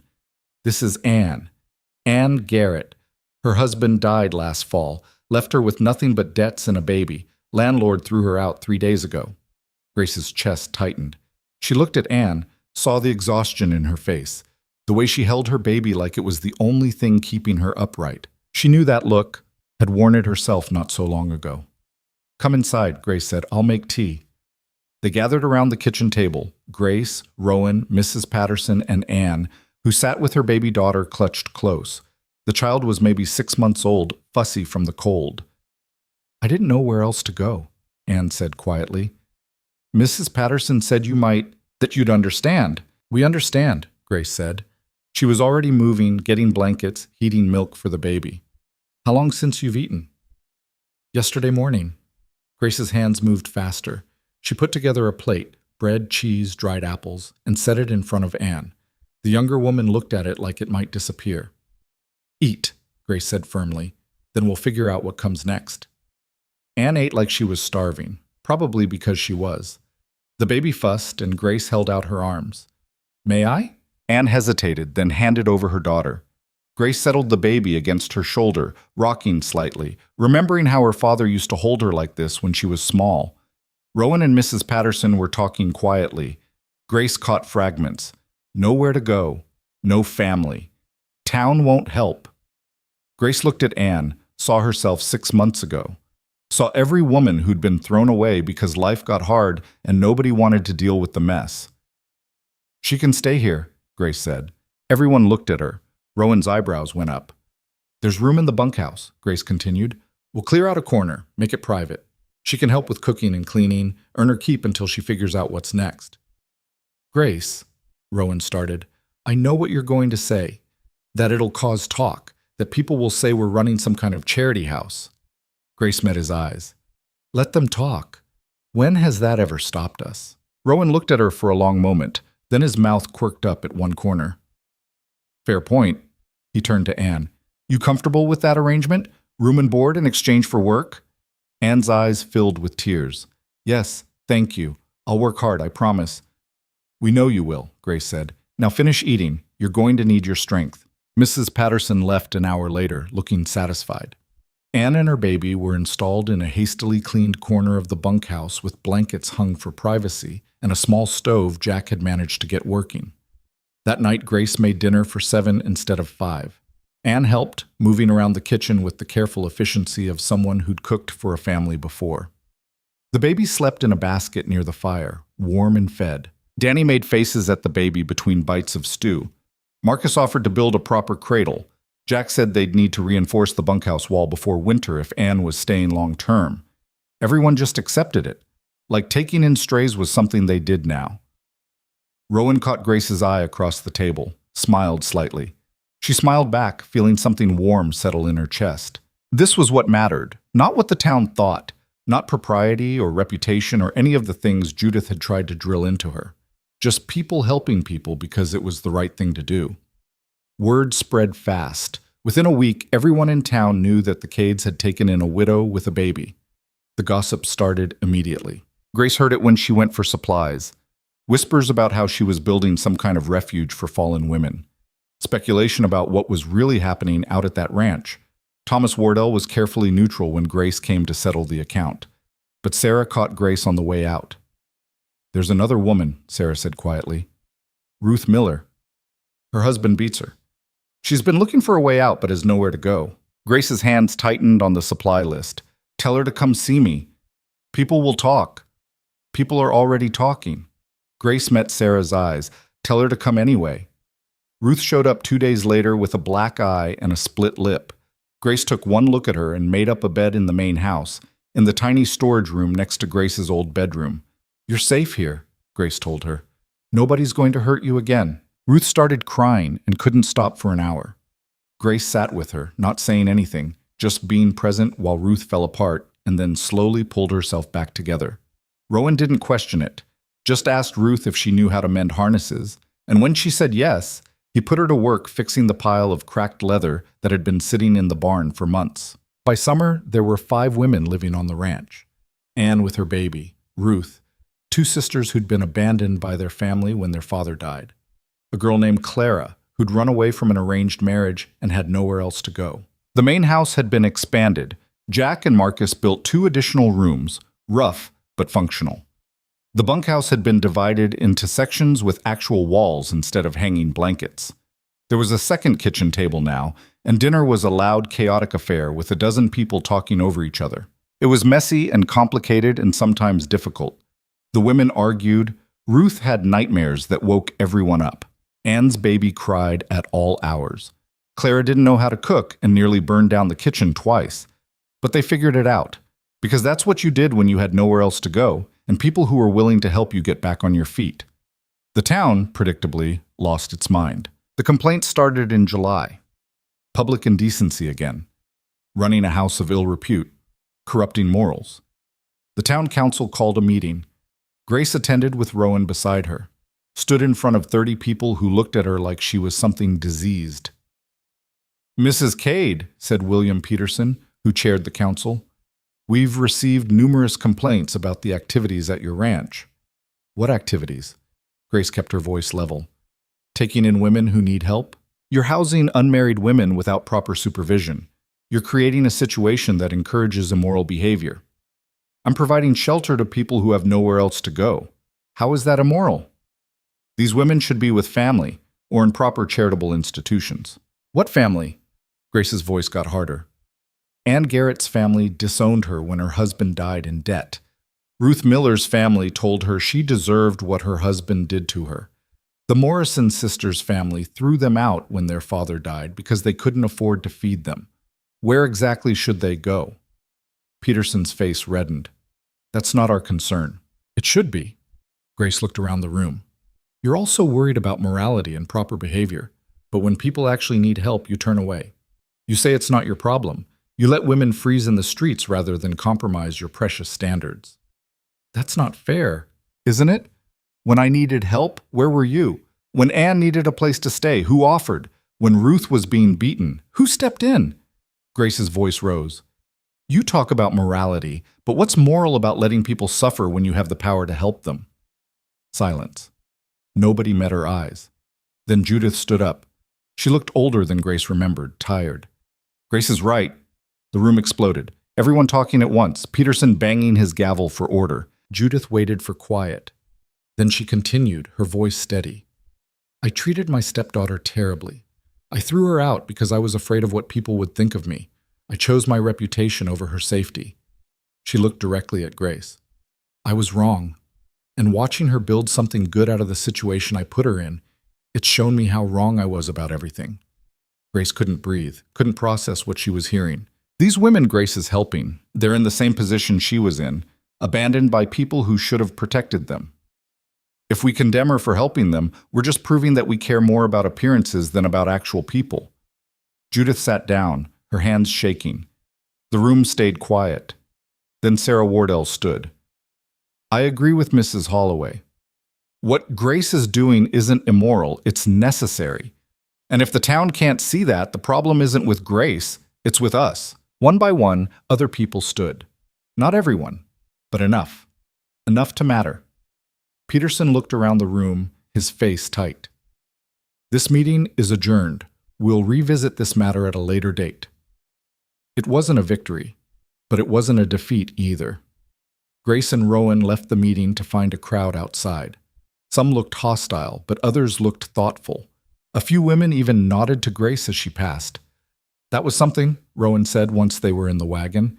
"Judith stood up for me." Grace's voice shook. "After everything, she stood up for me."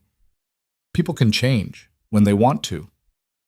Grace thought about that, about how much she'd changed in the last year, how much she'd learned about herself, about what she was capable of when she stopped trying to please everyone else. Maybe Judith was learning too. Maybe it wasn't too late for either of them to become better than they'd been. The ranch changed as summer turned to fall. The women weren't just taking up space anymore, they were contributing. Anne had taken over most of the cooking, and she was good at it. Ruth's harness work was so skilled that Rowan started taking orders from other ranches. The Morrison sisters had planted a garden that was producing more vegetables than they could eat. Clara had discovered she was excellent with horses and was helping Jack with training. They weren't charity cases. They were a community. One evening in late September, Grace stood on the porch watching the sun set. Behind her, the house was full of noise. Women talking, the baby laughing, someone singing while they washed dishes. Rowan came up beside her, slipped his arm around her waist. Grace leaned into him, comfortable with the touch, in a way that still surprised her sometimes. "You did this," Rowan said quietly. "We did this." "No. This was you. I just provided the space," and he kissed the top of her head. "You took what happened to you and turned it into something that helps other people. That's not nothing." Grace thought about the girl she'd been a year ago, frozen on church steps, terrified and alone. Thought about what that girl would think if she could see this. A house full of people who'd found safety, a husband who loved her, a life that actually meant something. "I'm making elephant cookies tomorrow," she said suddenly. Rowan looked at her confused. "Why?" "Because that's where this all started, with cookies that made people remember home." Grace smiled. "And I think these women could use some reminding that home isn't always the place you came from. Sometimes it's the place you build when the old one falls apart." The next morning, Grace taught the women how to make elephant cookies, showed them how to shape the dough just right, how to get the ears perfect, told them about her father, about what he'd said about elephants remembering and taking care of their families. "We're a family now," Grace said, looking around at the women crowded into the kitchen. "Not by blood, but by choice, by deciding that we're worth taking care of, by remembering that we deserve better than what we got before." Anne wiped her eyes. Ruth nodded. The Morrison sisters smiled at each other. They made 4 dozen elephants. Ate some, saved some, gave some to Jack and Marcus and Danny, who declared them the best cookies they'd ever had. That night, Grace found Judith on her doorstep. They stood there for a long moment, just looking at each other. Judith looked smaller than Grace remembered, fragile. "I don't expect forgiveness," Judith said finally. "I don't deserve it, but I wanted you to know I'm trying to be better, to do better." Grace thought about holding grudges, about letting anger define her, about all the energy it took to hate someone when you could be building something instead. "Come inside," she said. "Have some coffee." They sat at the kitchen table, the same table where Grace had once sat alone, wondering if she'd survive the next day. Judith's hands shook as she held her cup. "I was so afraid," Judith said quietly. "After your father died, I was terrified. Of being alone, of not having enough money, of people judging me. I took it out on you because you were there, and I could. I know. That doesn't make it right." "No, doesn't." Grace looked at her stepmother. "But I understand it better now. I understand what fear makes people do when they're desperate."